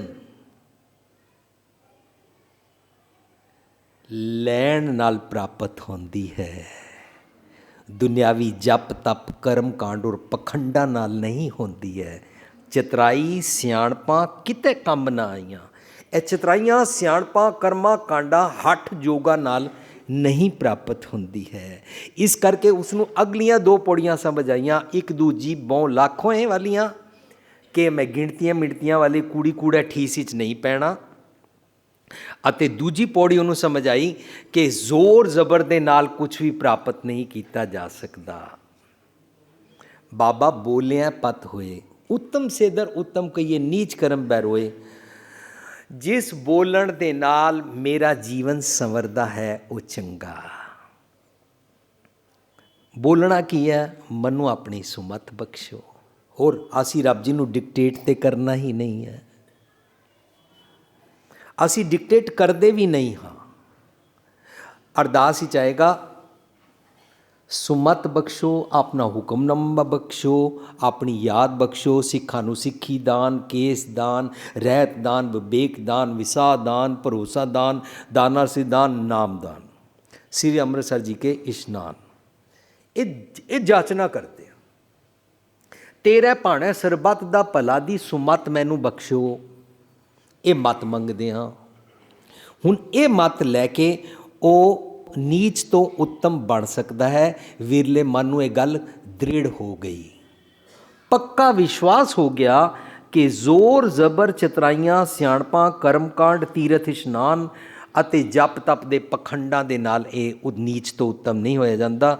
ਗੁਰੂ ਪਾਤਸ਼ਾਹ ਕਹਿੰਦੇ ਜਿਸ ਹੱਥ ਜ਼ੋਰ ਕਰ ਵੇਖੈ ਸੋਏ, ਨਾਨਕ ਉੱਤਮ ਨੀਚ ਨਾ ਕੋਏ। ਉਸ ਤੋਂ ਬਾਅਦ ਅਸੀਂ ਆਪਣੀ ਪੌੜੀ ਦੇ ਅੰਦਰ ਐਂਟਰ ਕੀਤਾ। ਰਾਤੀ, ਰੁੱਤੀ, ਥਿੱਤੀ, ਵਾਰ, ਪੌਣ ਪਾਣੀ, ਅਗਨੀ, ਪਾਤਾਲ। ਉਸ ਨੂੰ ਵਿਰਲੇ ਮਨ ਨੂੰ ਸੂਰਜ ਰੂਪੀ ਗਿਆਨ ਅਤੇ ਚੰਨ ਰੂਪੀ ਸ਼ੀਤਲਤਾ ਅਤੇ ਪਵਨ ਰੂਪੀ ਗੁਰੂ ਅਤੇ ਸੰਤੋਖ ਰੂਪੀ ਪਾਣੀ, ਤ੍ਰਿਸ਼ਨਾ ਨੂੰ ਸਾੜਨ ਵਾਲੀ ਅੱਗ ਬਾਰੇ ਸਮਝ ਆ ਜਾਂਦੀ ਹੈ ਕਿ ਕਿਹੜੀ ਅਗਨੀ ਮੈਨੂੰ ਸਤਾਉਂਦੀ ਹੈ। ਤ੍ਰਿਸ਼ਨਾ ਦੀ ਸਭ ਤੋਂ ਵੱਡੀ ਅਗਨੀ ਹੁੰਦੀ ਹੈ ਆਪਣੇ ਅਹੰਕਾਰ ਜਗਤ ਜਲਿਆ। ਜਿਤਨਾ ਮੈਂ ਹੰਕਾਰੀ ਹੋਵਾਂਗਾ ਉਤਨਾ ਤ੍ਰਿਸ਼ਨਾਲੂ ਜ਼ਿਆਦਾ ਹੋਵਾਂਗਾ। ਔਰ ਜਿਤਨਾ ਜ਼ਿਆਦਾ ਤ੍ਰਿਸ਼ਨਾਲੂ ਹੋਵਾਂਗਾ ਉਹਨੂੰ ਗੁਰੂ ਪਾਤਸ਼ਾਹ ਕਹਿੰਦੇ ਨੇ ਤ੍ਰਿਸ਼ਨਾ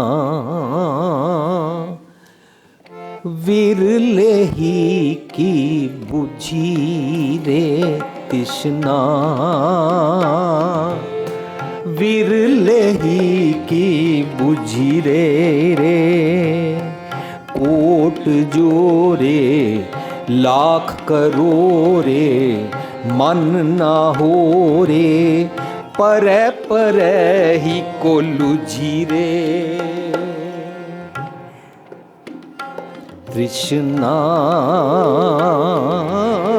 विरले ही की बुझी रे। बुझेगी नहीं, कोट जरोरे लाख करोरे, मन ना हो रे, सब होमै दे पाखंड दे झंडे हेठां आणगे। तृष्णा उतनी सताएगी। मृग तृष्णा जो जग रचना ये देखो री दे विचार, उतनी हरनाखश वालियां अखां बनदियां जाणगियां। जितनी मेरियां हरनाखश दी अखां बननगियां उतना मैं नूं पुत्र नूं चाबियां नहीं देंगा। नहीं, हम बाप होते हैं, हमारे हुक्म के नीचे रहना होगा।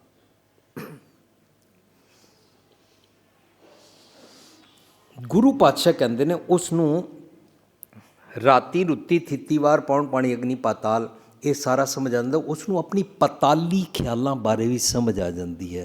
मेरे पताली ख्यालां नाल मैं प्रैक्टिस की करदा सी, कूड़ किवें वधदी सी। आगासी ख्याल हुंदे ने चंगे उच्चे ख्याल, पताली ख्याल हुंदे ने मंदे ख्याल। मैं किवें चैक करां कि मैनूं आगासी ख्याल आंदे हन कि पताली ख्याल आंदे हन। सारी दुनिया विच हर इंसान भावें वो सिक्खी नूं मनदा है या नहीं मनदा, वो अपना चैक इस तरह जरूर कर सकता है कि मैनू पताली ख्याल आंदे हन कि नहीं। पताली ख्याल ना आने वर्सिस आगासी ख्याल जे आंदे होण तां की हुंदा है, आपे साडा चैक हो जाएगा। मैं जानिया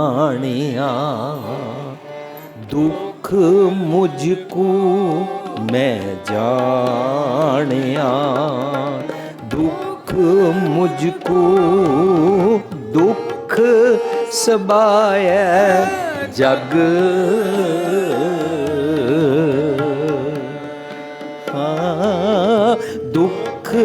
ਸਬਾਇਐ ਜਗ।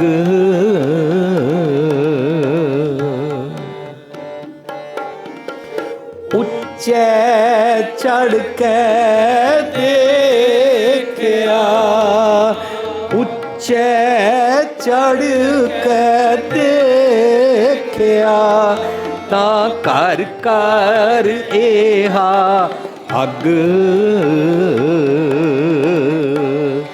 ਤਾਂ ਘਰ ਘਰ ਏਹਾ ਅੱਗ।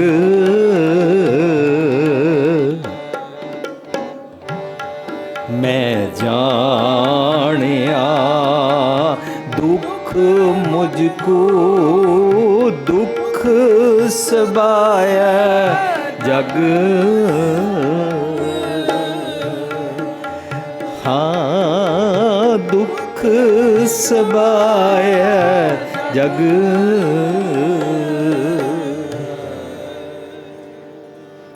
ਫਰੀਦ ਜੀ ਇਹ ਨਹੀਂ ਕਹਿ ਰਹੇ ਨੇ ਕਿ ਮੈਨੂੰ ਪਤਾ ਲੱਗ ਗਿਆ ਮੈਂ ਵੀ ਦੁਖੀ ਹਾਂ ਅਤੇ ਸਾਰੀ ਦੁਨੀਆ ਵੀ ਦੁਖੀ ਹੈ।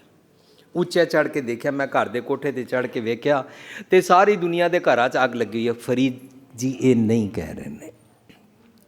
ਫਰੀਦ ਜੀ ਇੱਕ ਬੜੀ ਉੱਚੀ ਅਵਸਥਾ ਦੀ ਗੱਲ ਕਰ ਰਹੇ ਨੇ। ਕਹਿੰਦੇ ਨੇ ਮੈਂ ਜਾਣਿਆ, ਮੈਂ ਜਾਣ ਲਿਆ, ਮੈਨੂੰ ਸਮਝ ਆ ਗਈ। ਕਦੋਂ ਸਮਝ ਆਈ? ਜਦੋਂ ਮੈਂ ਉੱਚਾ ਚੜ੍ਹਿਆ, ਜਦੋਂ ਅਗਾਸੀ ਖਿਆਲ ਲਈਏ, ਜਦੋਂ ਉੱਚੇ ਚੜ੍ਹ ਜਾਈਏ, ਉੱਚੇ ਦੀ ਮੱਤ ਲਈਏ, ਤਾਂ ਹੁੰਦਾ ਕੀ ਹੈ, ਆਪਣੇ ਸਾਰੇ ਰੋਗਾਂ 'ਤੇ ਲਾਈਟ ਪੈ ਜਾਂਦੀ ਹੈ, ਸਾਰੇ ਰੋਗਾਂ 'ਤੇ ਕੈਮਰਾ ਲਗਾਉਣਾ ਆ ਜਾਂਦਾ ਹੈ, ਕਿਰਪਾ ਕਟਾਖ ਅਵਲੋਕਨ ਕਰਨਾ ਆ ਜਾਂਦਾ ਹੈ। ਵੇਅਰ ਆਈ ਐਮ ਮਿਸਟੇਕਨ, ਦੱਦਾ ਦੋਸ਼ ਨਾ ਦਿਓ ਕਿਸੇ, ਦੋਸ਼ ਕਰਮਾ ਆਪਣਿਆਂ, ਜੋ ਮੈਂ ਕੀਆ ਸੋ ਮੈਂ ਪਾਇਆ, ਦੋਸ਼ ਨਾ ਦੀਜੇ ਵਰਜਨਾ। ਬੰਦਾ ਦੂਜਿਆਂ 'ਤੇ ਬਲੇਮ ਲਾਣੇ ਛੱਡ ਦਿੰਦਾ ਹੈ, ਉਹਨੂੰ ਆਪਣੇ ਬਾਰੇ ਸਮਝ ਆ ਜਾਂਦਾ। ਫਰੀਦ ਜੀ ਕਹਿੰਦੇ ਬੜੀ ਉੱਚੀ ਅਵਸਥਾ, ਮੈਂ ਜਾਣਿਆ, ਮੈਨੇ ਜਾਣ ਲਿਆ, ਮੁਝੇ ਪਤਾ ਲੱਗ ਗਿਆ, ਮੈਂ ਜਾਣਿਆ ਦੁੱਖ ਮੁਝ ਕੋ, ਦੁੱਖ ਸਬਾਇਆ ਜਗ। ਜਗ ਇਹਨੂੰ ਕਹਿੰਦੇ ਨੇ, ਮੇਰਾ ਥਾਟ ਪ੍ਰੋਸੈਸ, ਔਰ ਜਿਹਦੇ ਕਾਰਨ ਮੇਰੇ ਇੱਕ ਇੱਕ ਇੰਦਰੇ ਗਿਆਨ ਇੰਦਰੇ, ਇੱਕ ਇੱਕ ਔਰਗਨ, ਇੱਕ ਇੱਕ ਰੋਮ ਨੂੰ ਅੱਗ ਲੱਗੀ ਹੋਈ ਹੈ। ਮੈਂ ਜਾਣਿਆ ਦੁੱਖ ਮੁਝ ਕੋ, ਦੁੱਖ ਸਬਾਇਆ ਜਗ। ਉੱਚਾ ਚੜ੍ਹ ਕੇ ਦੇਖਿਆ, ਜਦੋਂ ਮੈਂ ਸਤਿਗੁਰ ਦੀ ਮੱਤ ਲਈ ਔਰ ਆਪਣੇ ਸੈਲਫਿਸ਼ ਰੀਜ਼ਨਸ ਤੋਂ ਔਰ ਵੈਸਟਿਡ ਇੰਟਰਸਟ ਤੋਂ ਉੱਪਰ ਹੋ ਕੇ, ਆਪਣੇ ਟੱਬਰ ਤੋਂ ਉੱਪਰ ਹੋ ਕੇ ਜਦੋਂ ਮੈਂ ਦੇਖਿਆ, ਤਾਂ ਮੈਨੂੰ ਸਮਝ ਆ ਗਈ ਘਰ ਘਰ ਇਹ ਅੱਗ। ਮੇਰੇ ਇੱਕ ਇੱਕ ਇੰਦਰੇ ਗਿਆਨ ਇੰਦਰੇ ਨੂੰ ਤ੍ਰਿਸ਼ਨਾ ਦੀ ਅੱਗ ਲੱਗੀ ਸੀ, ਜਿਹਦੇ ਕਾਰਨ ਮੈਂ ਦੁਖੀ ਹੋਇਆ ਸੀ। ਫਰੀਦ ਜੀ ਬਹੁਤ ਉੱਚੀ ਅਵਸਥਾ ਦੀ ਗੱਲ ਕਰ ਰਹੇ ਨੇ, ਪਰ ਅਸੀਂ ਇਹਦੇ ਅਰਥ ਉਲਟੇ ਕਰ ਲਏ ਸਨ ਕਿ ਬਈ ਮੈਂ ਦੁਖੀ ਹਾਂ, ਸਾਰੀ ਦੁਨੀਆ ਦੁਖੀ ਆ। ਉਹ ਜੀ ਬਾਣੀ 'ਚ ਵੀ ਆਇਆ ਹੀ ਹੈ, ਨਾਨਕ ਦੁਖੀਆ ਸਭ ਸੰਸਾਰ, ਔਰ ਆਪੇ ਹੀ ਪੰਕਤੀ ਵੀ ਲਗਾ ਦਿੱਤੀ, ਔਰ ਪੰਕਤੀ ਦਾ ਦੂਜਾ ਹਿੱਸਾ ਆਪੇ ਹੀ ਜੋੜ ਦਿੱਤਾ ਜਿਹੜਾ ਉੱਥੇ ਲਿਖਿਆ ਨਹੀਂ ਹੋਇਆ। ਨਾਨਕ ਦੁਖੀਆ ਸਭ ਸੰਸਾਰ ਸੋ ਸਿੱਖਿਆ ਜਿਸ ਨਾਮ ਆਧਾਰ, ਉੱਥੇ ਲਿਖਿਆ ਨਹੀਂ ਹੋਇਆ ਸੋ ਸੁਖਿਆ ਜਿਸ ਨਾਮ ਆਧਾਰ। ਬਾਣੀ ਵਿੱਚ ਇਸ ਤਰ੍ਹਾਂ ਨਹੀਂ ਹੈ।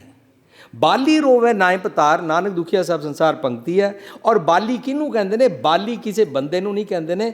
ਜਦੋਂ ਵੀ ਕੋਈ ਟੀਨਏਜ ਗਰਲ ਹੁੰਦੀ ਹੈ, ਟੀਨਏਜ ਕੁੜੀ ਨੂੰ ਮੁੰਦ ਜੋਬਨ ਬਾਲੀ ਕਹਿੰਦੇ ਨੇ। ਟੀਨਏਜ ਕੁੜੀ ਨੂੰ ਬਾਇਓਲੋਜੀਕਲੀ 12 ਤੋਂ 13 ਸਾਲ ਦੀ ਹੁੰਦੀ ਹੈ, ਉਹਦਾ ਇੱਕ ਮੈਲ ਫੰਕਸ਼ਨਿੰਗ ਹੁੰਦੀ ਹੈ, ਔਰ ਉਹਨੂੰ ਥਾਟ ਪ੍ਰੋਸੈਸ ਵਿੱਚ ਇੰਝ ਖਿਆਲ ਆਉਂਦਾ ਮੈਂ ਸਭ ਤੋਂ ਸੁੰਦਰ ਹਾਂ, ਮੈਂ ਸਭ ਤੋਂ ਸਿਆਣੀ ਹਾਂ, ਮੇਰੇ ਮੰਮੀ ਪਾਪਾ ਬੇਵਕੂਫ ਹਨ, ਦੁਨੀਆ ਨੂੰ ਕਿਸੇ ਨੂੰ ਅਕਲ ਨਹੀਂ ਹੈ, ਧਰਮ ਕੋ ਤਾਂ ਅਪਣਾਉਣਾ ਚਾਹੀਏ ਹੀ ਨਹੀਂ। ਔਰ ਉਸਨੂੰ ਸਾਰੀ ਅਸ਼ਲੀਲਤਾ ਔਰ ਸਾਰੀ ਜਵਾਨੀ ਦਾ ਵਾਇਰਸ ਤੰਗ ਕਰਨਾ ਸ਼ੁਰੂ ਕਰਦਾ ਹੈ। ਉਹਨੂੰ ਮੁੰਦ ਜੋਬਨ ਬਾਲੀ ਕਹਿੰਦੇ ਨੇ। ਔਰ ਜਦੋਂ ਮੈਂ ਆਪਣੀ ਉਮਰ 60 70 80 90 ਸਾਲ ਦਾ ਹੋ ਜਾਵਾਂ, ਔਰ ਮੈਂ ਵੀ ਇੰਝ ਹੀ ਸੋਚਾਂ ਮੈਨੂੰ ਅਕਲ ਜ਼ਿਆਦਾ ਹੈ, ਮੈਂ ਸੁੰਦਰ ਸਭ ਤੋਂ ਜ਼ਿਆਦਾ ਹਾਂ, ਮਾਂ ਪਿਓ ਬੇਵਕੂਫ ਹੁੰਦੇ ਨੇ, ਦਾਦਾ ਦਾਦੀ ਦੀ ਗੱਲ ਨਹੀਂ ਮੰਨਣੀ ਚਾਹੀਦੀ, ਉਹਨਾਂ ਦੇ ਨੇੜੇ ਨਹੀਂ ਬਹਿਣਾ ਚਾਹੀਦਾ, ਧਰਮ ਨੂੰ ਫੋਲੋ ਨਹੀਂ ਕਰਨਾ ਚਾਹੀਦਾ, ਤਾਂ ਮੈਂ 80 90 ਦਾ ਹੋ ਕੇ ਵੀ ਗੁਰਬਾਣੀ ਦੀ ਲੈਂਗੁਏਜ ਵਿੱਚ ਮੁੰਦ ਜੋਬਨ ਬਾਲੀ ਹਾਂ। ਬਾਲੀ ਰੋਵੈ ਨਾਇ ਪਤਾਰ, ਬਾਲੀ ਇਹ ਬਾਣੀ ਦੇ ਗੁੱਜੇ ਭੇਤ ਨੇ ਜਿਹੜੇ ਅਸੀਂ ਬੜੇ ਸਿੰਪਲੀ ਪੜ੍ਹ ਕੇ ਸਮਝ ਸਕਦੇ ਹਾਂ। ਕੋਈ ਨਾ ਉਸਤੇ ਕੋਈ ਬਹੁਤੀ ਡੀਪਲੀ ਖੋਜ ਨਹੀਂ ਕਰਨੀ ਪੈਂਦੀ। ਸਿੰਪਲੀ ਜੇ ਅਸੀਂ ਸਹਿਜ ਨਾਲ ਬਾਣੀ ਪੜ੍ਹੀਏ ਤਾਂ ਗੁਰੂ ਪਾਤਸ਼ਾਹ ਅੱਜ ਇਸ ਦੇ ਵਿੱਚ ਸੰਤੋਖ ਰੂਪੀ ਪਿਤਾ ਅਤੇ ਤ੍ਰਿਸ਼ਨਾ ਦੀ ਅੱਗ ਬਾਰੇ ਸਾਨੂੰ ਦੱਸਦੇ ਨੇ ਕਿ ਉਸ ਨੂੰ ਸਮਝ ਪੈਂਦੀ ਜਾਂਦੀ ਹੈ ਚੰਗੇ ਗੁਣਾਂ ਦੀ ਰੱਬੀ ਰਜ਼ਾ ਰੱਬੀ ਹੁਕਮ ਨਿਯਮ ਮੁਤਾਬਕ ਦੀ ਪ੍ਰਾਪਤ ਹੁੰਦੀ ਹੈ। ਇਹਨਾਂ ਸਾਰਿਆਂ ਦਾ ਸਦਕਾ ਧਰਮ ਨੂੰ ਕਮਾਉਣ ਦਾ ਹਿਰਦਾ ਉਸ ਦੀ ਧਰਤੀ ਤਿਆਰ ਹੁੰਦੀ ਹੈ। ਤਿਸ ਵਿੱਚ ਧਰਤੀ ਥਾਪ ਰੱਖੀ ਧਰਮਸ਼ਾਲ। ਕੱਲ੍ਹ ਅਸੀਂ ਇੱਥੇ ਕਨਕਲੂਡ ਕੀਤਾ ਸੀ ਕਿ ਸਾਰੀ ਦੁਨੀਆ ਬੋਲਤੀ ਹੈ ਇਹ ਧਰਤੀ ਝੂਠ ਹੈ। ਅਬ ਕੱਲੂ ਆਏ ਔਰ ਇੱਕ ਨਾਮ ਬੋਵੋ ਜੇ ਤੇਰੇ ਉੱਤੇ ਕੱਲ ਹੋ ਰਹੀ ਹੈ ਨਾ, ਇਫ ਯੂ ਆਰ ਅਪਸੈਟ, ਇਹਨੂੰ ਕਲ ਯੁੱਗ ਕਹਿੰਦੇ ਨੇ। ਅਪਸੈਟ ਤੋਂ ਕਿਸ ਉਦਮ ਤੇ ਰਾਜ ਮਿਲੇ। ਮੈਂ ਕਿੱਥੋਂ ਛੁੱਟਿਆ ਸੀ? ਨਰਪਤ ਇੱਕ ਸਿੰਘਾਸਨ ਸੋਇਆ, ਸੁਪਨੇ ਪਿਆ ਭਿਖਾਰੀ। ਮੈਂ ਕਿੱਥੋਂ ਛੁੱਟਿਆ ਸੀ? ਮੈਨੂੰ ਸਤਯੁਗ ਦਾ ਰਾਜ ਮਿਲਿਆ ਹੋਇਆ ਸੀ ਔਰ ਮੈਂ ਸਤਯੁਗ ਤੋਂ ਦੁਆਪਰ ਤ੍ਰੇਤਾ ਤੋਂ ਡਿੱਗਦਾ ਹੋਇਆ ਕਲਯੁਗ ਵਾਲੇ ਖਿਆਲਾਂ ਵਿੱਚ ਫਸ ਗਿਆ ਹਾਂ।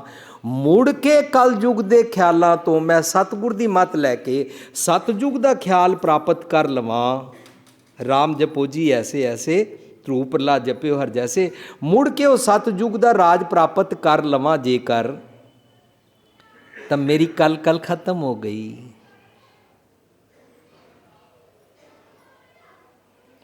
ਜਦੋਂ ਇਹ ਕਲ ਖਤਮ ਹੋ ਜਾਂਦੀ ਹੈ, ਕਲ ਰੱਬੀ ਗੁਣਾਂ ਦੇ ਨਾਲ ਖਤਮ ਹੁੰਦੀ ਹੈ। ਔਰ ਜਿਸ ਧਰਤੀ 'ਤੇ ਰੱਬੀ ਗੁਣ ਨਾ ਹੋਣ ਉਹ ਧਰਤੀ 'ਤੇ ਫਸਲ ਨਹੀਂ ਉਗਦੀ ਹੈ। ਬਾਹਰਲੀ ਧਰਤੀ ਨੂੰ ਅਸੀਂ ਬਲੈਕ ਕਾਟਨ ਸੋਇਲ ਕਹਿੰਦੇ ਹਾਂ, ਅਨਫਰਟਾਈਲ ਲੈਂਡ ਕਹਿੰਦੇ ਹਾਂ।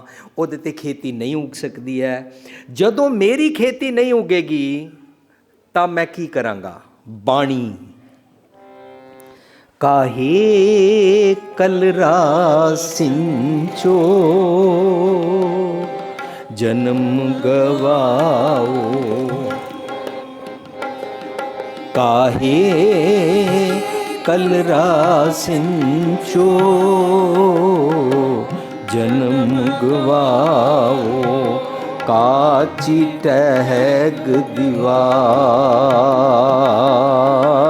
ਕਾਚੀ ਟਹਿਗ ਦੀਵਾਰ, ਕਾਹੇ ਗਚ ਲਾਓ, ਕਾਹੇ ਗਚ ਲਾਓ। ਮੇਰਾ ਚੈੱਕ ਨਿਕਲ ਕੇ ਆਇਆ। ਮੈਂ ਆਪਣਾ ਐਨਾਲਾਈਜ਼ ਕੀਤਾ। ਜਦੋਂ ਮੈਂ ਕਰਮ ਕਾਂਡ ਕਰਦਾ ਹਾਂ, ਕਾਹੇ ਕਲਰਾ ਸਿੰਚੋ ਇਹਨੂੰ ਕਹਿੰਦੇ ਨੇ। ਕਲਰ ਦੀ ਖੇਤੀ ਵਿੱਚ ਬੀਜ ਪਾਈ ਜਾਓ, ਖੇਤੀ ਨਹੀਂ ਉੱਗੇਗੀ। ਦਲਦਲ ਉੱਤੇ ਬੀਜ ਪਾਈ ਜਾਓ, ਖੇਤੀ ਨਹੀਂ ਉੱਗੇਗੀ। ਕਾਹੇ ਕਲਰਾ ਸਿੰਚੋ ਜਨਮ ਗਵਾਵੋ, ਕਾਚੀ ਟੈਗ ਦੀਵਾਰ, ਦੀਵਾਰ ਨੂੰ ਤੁਸੀਂ ਗਾਰਾ ਲਗਾ ਦਿਓ, ਚੂਨਾ ਲਾ ਦਿਓ, ਦੀਵਾਰ ਢਹਿ ਪਏਗੀ। ਕਾਹੇ ਗਚ ਲਾਵੋ, ਕਾਚੀ ਟਹਿਗ ਦੀਵਾਰ, ਕਾਹੇ ਗਚ ਲਾਵੋ। ਅਸੀਂ ਜਿਤਨੇ ਕਰਮ ਕਾਂਡ ਕਰਦੇ ਹਾਂ ਇਹ ਸਾਰੇ ਗਚ ਲਾਣਾ ਹੈ। ਮੇਰੀ ਧਰਤੀ ਫਰਟਾਈਲ ਨਹੀਂ ਹੈ। ਉਸ ਨੂੰ ਚੰਗੇ ਗੁਣਾਂ ਦੀ ਧਰਤੀ ਪ੍ਰਾਪਤ ਹੁੰਦੀ ਹੈ ਜਿਸ ਵਿੱਚ ਉਹ ਧਰਮ ਕਮਾਉਂਦਾ ਹੈ। ਔਰ ਇਹ ਬਾਹਰਲੀ ਸ੍ਰਿਸ਼ਟੀ ਵੀ ਝੂਠ ਨਹੀਂ ਹੈ, ਕਿਉਂਕਿ ਅਸੀਂ ਕੱਲ੍ਹ ਸਮਝਿਆ ਸੀ ਆਪ ਸਤ ਕੀਆ ਸਭ ਸਤ, ਤਿਸ ਪ੍ਰਭ ਤੇ ਸਗਲੀ ਉਤਪਤ। ਰੱਬ ਜੀ ਨੇ ਸ੍ਰਿਸ਼ਟੀ ਬਣਾਈ ਹੈ, ਰੱਬ ਜੀ ਨੇ ਸ੍ਰਿਸ਼ਟੀ ਗਲਤ ਨਹੀਂ ਬਣਾਈ ਹੈ। ਇਹ ਜਗ ਸੱਚੇ ਕੀ ਹੈ, ਕੋਠੜੀ ਸੱਚੇ ਕਾ ਵਿਸ਼ਵਾਸ। ਔਰ ਇਹਦੇ ਵਿੱਚ ਭੈ ਵਿੱਚ ਸੂਰਜ, ਭੈ ਵਿੱਚ ਚੰਦ, ਕੋ ਕਰੋੜੀ ਚਲਤ ਨਾਂਦ। ਇਹਦੇ ਅੰਦਰ ਭੈ ਵਿੱਚ ਪਵਨ ਵਹਿ ਸਦਵਾਓ, ਭੈ ਵਿੱਚ ਚੱਲੈ ਲੱਖ ਦਰਿਆਓ, ਭੈ ਵਿੱਚ ਅਗਨ ਕੱਢੈ ਵਿਗਾਰ, ਭੈ ਵਿੱਚ ਧਰਤੀ ਦੱਬੀ ਭਾਰ, ਭੈ ਵਿੱਚ ਇੰਦ ਫਿਰਿਆ ਸੀ। ਸਾਰਾ ਕੁਛ ਜਿਤਨਾ ਕਾਇਨਾਤ ਵਿੱਚ ਸਿਸਟਮ ਚੱਲ ਰਿਹਾ ਕੁਦਰਤ ਦੇ ਨਿਯਮ ਵਿੱਚ ਚੱਲ ਰਿਹਾ। ਇਸ ਨਿਯਮ ਨੂੰ ਜਦੋਂ ਇਨਸਾਨ ਗੜਬੜ ਕਰਦਾ ਹੈ ਉਹਨੂੰ ਗਲੋਬਲ ਵਾਰਮਿੰਗ ਕਹਿੰਦੇ ਨੇ। ਇਸ ਨਿਯਮ ਨੂੰ ਜਦੋਂ ਇਨਸਾਨ ਗੜਬੜ ਕਰਦਾ ਹੈ ਤਾਂ ਸਾਡੇ ਸਭ ਉੱਤੇ ਪੋਲਿਊਸ਼ਨ ਦੀ ਪ੍ਰੋਬਲਮ ਸ਼ੁਰੂ ਹੁੰਦੀ ਹੈ। ਸ੍ਰਿਸ਼ਟੀ ਸੱਚੀ ਹੈ। ਅੰਦਰਲੀ ਸ੍ਰਿਸ਼ਟੀ ਜੇਕਰ ਸੱਚੀ ਬਣਾਉਣੀ ਹੈ ਤਾਂ ਮਨ ਕੂੜੇ ਨੂੰ ਠੀਕ ਕਰਨਾ ਪਏਗਾ। ਕੂੜਾ ਮਨ ਚੰਗੀ ਸੱਚੀ ਸ੍ਰਿਸ਼ਟੀ ਬਣਾ ਸਕਦਾ ਹੈ। ਆਪਣੇ ਮੰਮੀ ਪਾਪਾ ਭਾਵ ਆਪਣੇ ਮਾਤਾ ਪਿਤਾ ਭਾਵ ਜਿਸ ਸਿਮਰਤ ਸਭ ਕਿਲ ਵਿਖਨਾਸੈ, ਪਿਤਰੀ ਹੋਏ ਉਧਾਰੋ ਕਰਕੇ, ਪਿਤਰੀ ਹੋਏ ਉਧਾਰੋ ਪੂਤਾ ਮਾਤਾ ਕੀ ਅਸੀਸ ਦੇ ਨਾਲ ਹੁੰਦੇ ਹਨ। ਇਹ ਉਹਨੂੰ ਧਰਮ ਕਮਾਉਣ ਦੀ ਧਰਤੀ ਪ੍ਰਾਪਤ ਹੁੰਦੀ ਹੈ। ਤੀਸਰੀ ਜੀ ਜੁਗਤ ਕੇ ਰੰਗ, ਉਹਨੂੰ ਚੰਗੇ ਚੰਗੇ ਸਾਰੇ ਜੀ ਪ੍ਰਾਪਤ ਹੁੰਦੇ ਨੇ। ਪਹਿਲਾਂ ਲੜੀਵਾਰ ਜਦੋਂ ਅਸੀਂ ਸ਼ੁਰੂ ਕੀਤਾ ਸੀ ਤਾਂ ਉਹਦੇ ਵਿੱਚ ਆਇਆ ਸੀ ਹੁਕਮ ਰਜ਼ਾਈ ਚੱਲਣਾ ਨਾਨਕ ਲਿਖਿਆ ਨਾਲ। ਅਗਲੀ ਪੌੜੀ ਆਈ ਹੁਕਮ। ਹੁਕਮੀ ਹੋਵਨ ਆਕਾਰ, ਹੁਕਮ ਨਾ ਕਿਹਾ ਜਾਈ, ਹੁਕਮੀ ਹੋਵਨ ਜੀ। ਰੱਬ ਜੀ ਦੇ ਨਿਯਮ ਵਿੱਚ ਉਹਦੇ ਅੰਦਰ ਦੇ ਸਾਰੇ ਜੀ ਜੰਤ ਠੀਕ ਹੋ ਜਾਂਦੇ ਹਨ। ਇਹਦੇ ਵਾਸਤੇ ਕੱਲ੍ਹ ਅਸੀਂ ਸਾਂਝ ਕਰ ਚੁੱਕੇ ਹਾਂ। ਉਸ ਤੋਂ ਅੱਗੇ ਅਸੀਂ ਵਧਾਂਗੇ। ਤਿਨਕੇ ਨਾਮ ਅਨੇਕ ਅਨੰਤ, ਉਹ ਚੰਗੇ ਚੰਗੇ ਗੁਣਾਂ ਦੇ ਜੀ ਪ੍ਰਾਪਤ ਕਰਦਾ ਹੈ। ਉਹਨਾਂ ਦੇ ਅਨੇਕਾਂ ਰੰਗ ਹੁੰਦੇ ਨੇ ਔਰ ਅਨੇਕਾਂ ਰੰਗਾਂ ਨੂੰ ਜਦੋਂ ਅਸੀਂ ਪੜ੍ਹਦੇ ਹਾਂ, ਵੱਡੀ ਹੂੰ ਵੱਡਾ ਅਪਾਰ ਤੇਰਾ ਮਰਤਬਾ, ਰੰਗ ਪਰੰਗ ਅਨੇਕ ਨਾ ਜਾਪਨ ਕਰਤਬਾ, ਜੀਆਂ ਅੰਦਰ ਜੀ ਸਭ ਕੁਛ ਜਾਣ ਲਾ। ਕਿਹੜੇ ਜੀ? ਇਹ ਬਾਹਰ ਵਾਲੇ ਕੁੱਤੇ ਬਿੱਲੀ ਜੀ ਦੀ ਗੱਲ ਨਹੀਂ ਚੱਲ ਰਹੀ। ਕੁੱਤੇ ਬਿੱਲੇ ਸੱਪ ਜੀ ਜਿਹੜੇ ਮੇਰੇ ਅੰਦਰ ਗਲਤ ਸਨ ਔਰ ਉਹ ਜਦੋਂ ਟਰਾਂਸਫਾਰਮ ਹੋ ਕੇ ਠੀਕ ਹੋ ਗਏ, ਉਹਨੂੰ ਕਹਿੰਦੇ ਨੇ ਜੀਆਂ ਅੰਦਰ ਜੀ ਸਭ ਕੁਛ ਜਾਣ ਲਾ। ਤੇਰੇ ਘਰ ਆਨੰਦ ਵਧਾਈ ਤੁਧ ਘਰ, ਮਾਣ ਮਹੱਤਾ ਤੇਜ ਆਪਣਾ ਆਪ ਜ਼ਰ, ਸਰਬ ਕਲਾ ਭਰਪੂਰ ਦਿਸੈ ਜਤ ਕਤਾ, ਨਾਨਕ ਦਾਸਨ ਦਾਸ ਤੁਧ ਆਗੇ ਬਿਨਵਤਾ। ਮੈਂ ਤੁਹਾਡੇ ਅੱਗੇ ਸਮਰਪਣ ਕਰਦਾ, ਤੁਸੀਂ ਇਤਨੀ ਕੀਮਤੀ ਮੈਨੂੰ ਮਤ ਬਖਸ਼ੀ, ਮੇਰੇ ਅੰਦਰ ਦੇ ਜੀ ਠੀਕ ਕਰ ਦਿੱਤੇ। 84 ਲੱਖ ਜੋਨ ਉਪਾਈ ਰਿਜ਼ਕ ਦਿਆ ਸਭੂ ਕੋ ਤਦਕਾ, ਮੇਰੇ ਅੰਦਰ ਦੇ ਜੀਆਂ ਨੂੰ ਸੰਤੋਖ ਰੂਪੀ ਰਿਜ਼ਕ ਦੇ ਕੇ ਤੁਸੀਂ ਫਿਕਸਅਪ ਕਰ ਦਿੱਤਾ, ਟਰਾਂਸਫਾਰਮ ਕਰ ਦਿੱਤਾ। ਜਿਸ ਦੇ ਟਰਾਂਸਫਾਰਮ ਹੋ ਜਾਂਦੇ ਨੇ ਉਸ ਦਾ ਹਰਣੀ ਹੋਵਾਂ ਬਨ ਵਸਾਂ ਠੀਕ ਹੋ ਜਾਂਦਾ ਹੈ, ਉਹਦਾ ਕੋਕਿਲ ਹੋਵਾਂ ਅੰਬ ਵਸਾਂ ਮਿੱਠਾ ਬੋਲਣ ਲੱਗ ਪੈਂਦਾ ਹੈ, ਉਹਦਾ ਸੱਪ ਠੀਕ ਹੋ ਜਾਂਦਾ ਹੈ, ਨਾਗਨ ਹੋਵਾਂ ਧਰ ਵਸਾਂ ਸ਼ਬਦ ਵਸੈ ਭਉ ਜਾਏ। ਜਿਸ ਇਨਸਾਨ ਦਾ ਭਉ ਚਲਾ ਜਾਂਦਾ ਹੈ ਉਸ ਦੀ ਨਿਸ਼ਾਨੀ ਕੀ ਹੁੰਦੀ ਹੈ? ਉਹ ਆਪਣੀ ਚਤਰਾਈ ਵਾਲੀ ਮੱਤ ਛੱਡ ਦਿੰਦਾ ਹੈ। ਜਿਤਨੀ ਚਤਰਾਈ ਵਾਲੀ ਮੱਤ ਹੋਏਗੀ ਉਹਨੂੰ ਕਹਿੰਦੇ ਨੇ ਬਹੁਤ ਸਿਆਣਪ ਜੰਮ ਕਾ ਭਉ ਵਿਆਪੈ। ਤਾਂ ਮੈਂ ਐਨੀਮਲ ਪਲੈਨਟ ਤੋਂ ਲੈ ਕੇ ਦੁਨੀਆ ਭਰ ਦੇ ਸਾਰਿਆਂ ਨੂੰ ਪੜ੍ਹ ਰਿਹਾ ਸਾਂ ਸੱਪ ਬਾਰੇ ਸਮਝਣ ਦਾ, ਕਿਉਂਕਿ ਅਸੀਂ ਕੁੱਤੇ ਬਾਰੇ ਸਮਝਿਆ ਸੀ। 36 ਕਿਸਮ ਦੇ ਕੁੱਤਿਆਂ ਦੀ ਬਰੀਡ ਉੱਤੇ ਅਸੀਂ ਸੈਮੀਨਾਰ ਕੀਤਾ ਸੀ। ਮੈਂ ਆਦਮੀ ਹੂੰ ਕੁੱਤਾ ਨਹੀਂ। ਅੱਜ ਕੱਲ੍ਹ ਮੈਂ ਸੱਪ ਬਾਰੇ ਸਮਝ ਰਿਹਾ, ਮਾਇਆ ਹੋਈ ਨਾਗਨੀ ਕਿਉਂ ਕਹਤੇ ਹੈ, ਇਸ ਤਰੀਕੇ ਦੇ ਨਾਲ। ਤਾਂ ਮੈਂ ਸੱਪ ਬਾਰੇ ਸੁਣਿਆ, ਸੱਪ ਹਮੇਸ਼ਾ ਕੁੰਡਲੀ ਮਾਰ ਕੇ ਬੈਠਾ ਰਹਿੰਦਾ। ਕੁੰਡਲੀ ਮਾਰ ਕੇ ਕਿਉਂ ਬੈਠਾ ਰਹਿੰਦਾ? ਆਪਣਾ ਸਿਰ ਅੰਦਰ ਰੱਖਦਾ, ਬਾਕੀ ਚਾਰੋਂ ਪਾਸੇ ਲਪੇਟ ਲੈਂਦਾ, ਸਿਰ ਬਚਾ ਕੇ ਰੱਖਦਾ ਹੈ।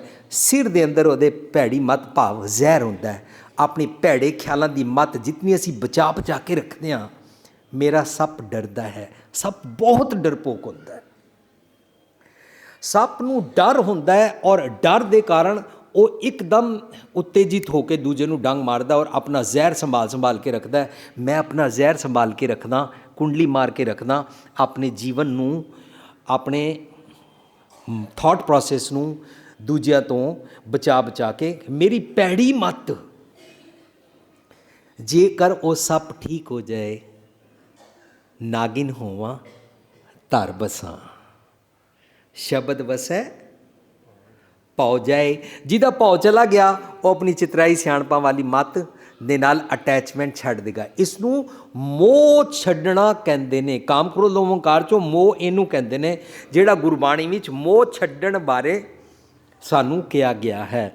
ਮਾਂ ਦਾ ਬੱਚੇ ਨਾਲ ਮੋਹ ਕਰਨਾ ਨਹੀਂ ਛੱਡਣਾ, ਉਹਨੂੰ ਨਹੀਂ ਨਿੰਦਿਆ ਗਿਆ ਹੈ। ਜੇ ਕੋਈ ਮਾਂ ਬੱਚੇ ਨੂੰ ਮੋਹ ਕਰੇ ਹੀ ਨਾ, ਉਹ ਬੱਚੇ ਨੂੰ ਪਾਲੇਗੀ ਨਹੀਂ। ਇਹ ਰੱਬੀ ਗੁਣ ਹੈ। ਮੋਹ ਕਿਹਦੇ ਨਾਲ ਡਿਟੈਚ ਕਰਨਾ ਹੈ? ਭੈੜੀ ਮੱਤ ਦੇ ਨਾਲ। ਹੇਤ ਰੋਗ ਕਾ ਸਗਲ ਸੰਸਾਰਾ। ਹਰ ਕਿਸੇ ਨੂੰ ਆਪਣੀ ਭੈੜੀ ਮੱਤ ਦੇ ਨਾਲ ਬੜੀ ਅਟੈਚਮੈਂਟ ਹੁੰਦੀ ਹੈ। ਲੋਕੀ ਭੈੜੀ ਮੱਤ ਨੂੰ ਪਕੜ ਕੇ ਰੱਖਦੇ ਨੇ। ਭੈੜੀਆਂ ਡਿਸਟਰਕਟਿਵ ਚੀਜ਼ਾਂ, ਦੁਨਿਆਵੀ ਪਦਾਰਥ ਨੂੰ ਪਕੜਨ ਨੂੰ ਪੋਜੈਸ਼ਨ ਕਹਿੰਦੇ ਨੇ, ਪੋਜੈਸਿਵਨੈਸ ਕਹਿੰਦੇ ਨੇ। ਭੈੜੇ ਖਿਆਲਾਂ ਨੂੰ ਪਕੜ ਕੇ ਰੱਖਣ ਨੂੰ ਆਬਸੈਸ਼ਨ ਕਹਿੰਦੇ ਨੇ, ਆਬਸੈਸਿਵਨੈਸ ਕਹਿੰਦੇ ਨੇ। ਜਿਤਨੇ ਅਸੀਂ ਪੋਜੈਸਿਵ ਔਰ ਆਬਸੈਸਿਵ ਹੋ ਜਾਵਾਂਗੇ, ਟੈਨਸ਼ਨ ਵੱਧਦੀ ਹੈ, ਡਿਸਟਰਬੈਂਸ ਹੁੰਦੀ ਹੈ, ਮਾਈਂਡ ਦੇ ਅੰਦਰ ਉਥਲ ਪੁਥਲ ਹੁੰਦੀ ਹੈ। ਜ਼ੋਰ ਨਾਲ ਰਾਜ ਮਾਲ ਮਨ ਸ਼ੋਰ ਪਾਉਂਦਾ ਹੈ, ਟਿਕਦਾ ਨਹੀਂ ਹੈ। ਜਿਤਨੀ ਮਰਜ਼ੀ ਬਾਹਰੋਂ ਮੈਡੀਟੇਸ਼ਨ ਕਰਦਾ ਹੈ। ਤਿਨਕੇ ਨਾਮ ਅਨੇਕ ਅਨੰਤ। ਉਹਨੂੰ ਅੰਦਰ ਦੇ ਚੰਗੇ ਜੀ ਪ੍ਰਾਪਤ ਹੁੰਦੇ ਨੇ, ਉਹਨਾਂ ਦੇ ਰੰਗ ਉਹ ਸਮਝਦਾ ਜਾਂਦਾ। ਵਿਰਲਾ ਮਨ ਨੂੰ ਪ੍ਰਾਪਤ ਧਰਤੀ ਉੱਤੇ ਬੇਅੰਤ ਚੰਗੇ ਖਿਆਲ, ਵੇਗ, ਜੀ ਜੰਤ ਅਤੇ ਚੰਗੇ ਗੁਣ ਪ੍ਰਾਪਤ ਹੁੰਦੇ ਹਨ। ਕਰਮੀ ਹੋਏ ਵਿਚਾਰ। ਸਤਿਗੁਰ ਦੀ ਮਿਹਰ ਕਰਮੀ ਤੋਂ ਪ੍ਰਾਪਤ ਗੁਣਾਂ ਨੂੰ ਜੀਣਾ ਉਸ ਦੇ ਲਈ ਅਸਲ ਵਿਚਾਰ ਕਹਿਲਾਉਂਦੀ ਹੈ। ਸੱਚਾ ਆਪ, ਸੱਚਾ ਦਰਬਾਰ। ਰੱਬ ਜੀ ਸੱਚੇ ਨੇ ਔਰ ਰੱਬ ਜੀ ਦਾ ਦਰਬਾਰ ਸੱਚਾ ਹੈ।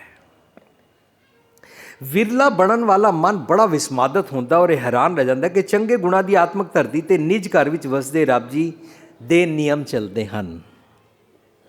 ਜਦੋਂ ਮੈਂ ਬਾਹਰ ਕਿਸੇ ਮਨੁੱਖ ਨੂੰ ਤੇਰ ਮੇਰ ਕਰਾਂਗਾ, ਊਚ ਨੀਚ ਜ਼ਾਤ ਵਾਲਾ ਸਮਝਾਂਗਾ, ਆਸਤਕ ਨਾਸਤਕ ਸਮਝਾਂਗਾ, ਇਹ ਰੱਬ ਜੀ ਦਾ ਨਿਯਮ ਨਹੀਂ ਹੈ। ਇਹ ਮੇਰਾ ਨਿਯਮ ਹੈ। ਮੇਰਾ ਨਿਯਮ ਮੇਰਾ ਮਨ ਚਲਾਉਂਦਾ ਹੈ। ਜਦੋਂ ਮੇਰਾ ਮਨ ਆਪਣਾ ਨਿਯਮ ਚਲਾਉਂਦਾ ਹੈ, ਉਹਨੂੰ ਰਜ਼ਾ ਤੋਂ ਉਲਟ ਚੱਲਣਾ ਕਹਿੰਦੇ ਨੇ। ਇਸ ਸਾਰੀ ਧਰਤੀ ਤੇ ਸਾਰੀ ਸ੍ਰਿਸ਼ਟੀ ਵਿੱਚ ਕੇਵਲ ਇੱਕੋ ਇੱਕ ਚੀਜ਼ ਹੈ ਜਿਹੜੀ ਰੱਬ ਦੀ ਰਜ਼ਾ ਤੋਂ ਉਲਟ ਚੱਲਦੀ ਹੈ, ਉਹਨੂੰ ਕਹਿੰਦੇ ਨੇ ਮਨ। ਕੇਵਲ ਮਨ ਰੱਬ ਦੀ ਰਜ਼ਾ ਅਨੁਸਾਰ ਨਹੀਂ ਚੱਲਣਾ ਚਾਹੁੰਦਾ। ਇਸ ਕਰਕੇ ਪੂਰੀ ਦੁਨੀਆ ਵਿੱਚ ਸਾਰੀਆਂ ਜਿਤਨੀਆਂ ਵੀ ਧਰਮ ਦੀਆਂ ਫਿਲਾਸਫੀਆਂ ਨਿਕਲੀਆਂ, सब ने क्या, ये त्याग दो, वो त्याग दो, ऐसे कर दो, शादी मत कराओ, ये मत खाओ, इस चीज़ को हाथ मत लगाओ, जंगल में चले जाओ, वानप्रस्थ हो जाओ, ये यात्रा किया करो, फलाने तीर्थ पे चले जाओ। रिनाउंसिंग सिखाई, पर गुरु पातशाह कहते ने इन्हां नाल कुछ नहीं होएगा। जिथे जाएगा मन तेरे नाल ही चला जाएगा। और रब जी अंतरजामी ने, अंतरजामी सब भी जाना था, किस पे आँख सुनाई है? रब जी तो छुपा नहीं सकते हाँ। ਤਾਂ ਕਰਕੇ ਗੁਰੂ ਪਾਤਸ਼ਾਹ ਨੇ ਸਾਰੀ ਬਾਣੀ ਮਨੁੱਖ ਦੇ ਮਨ ਉੱਤੇ ਟੁਕਾਈ। ਮਨ ਮੇਰੇ ਸਤਿਗੁਰ ਕੈ ਭਾਣੈ ਚੱਲ। ਅੱਛਾ, ਮਨ ਭਾਣੇ ਨਹੀਂ ਚੱਲਦਾ? ਬਸ ਜਪਜੀ ਸਾਹਿਬ ਦੀ ਨਾ ਸਾਰੀ ਇਹੀ ਮਿਹਨਤ ਹੈ ਗੁਰੂ ਪਾਤਸ਼ਾਹ ਜੀ ਦੀ ਕਿ ਮਨੁੱਖ ਦੇ ਮਨ ਨੂੰ ਕੂੜ ਛੱਡ ਕੇ ਸਤਿਗੁਰ ਦੀ ਮੱਤ ਅਨੁਸਾਰ ਜੀਣਾ ਸਿਖਾ ਰਹੇ ਹਨ।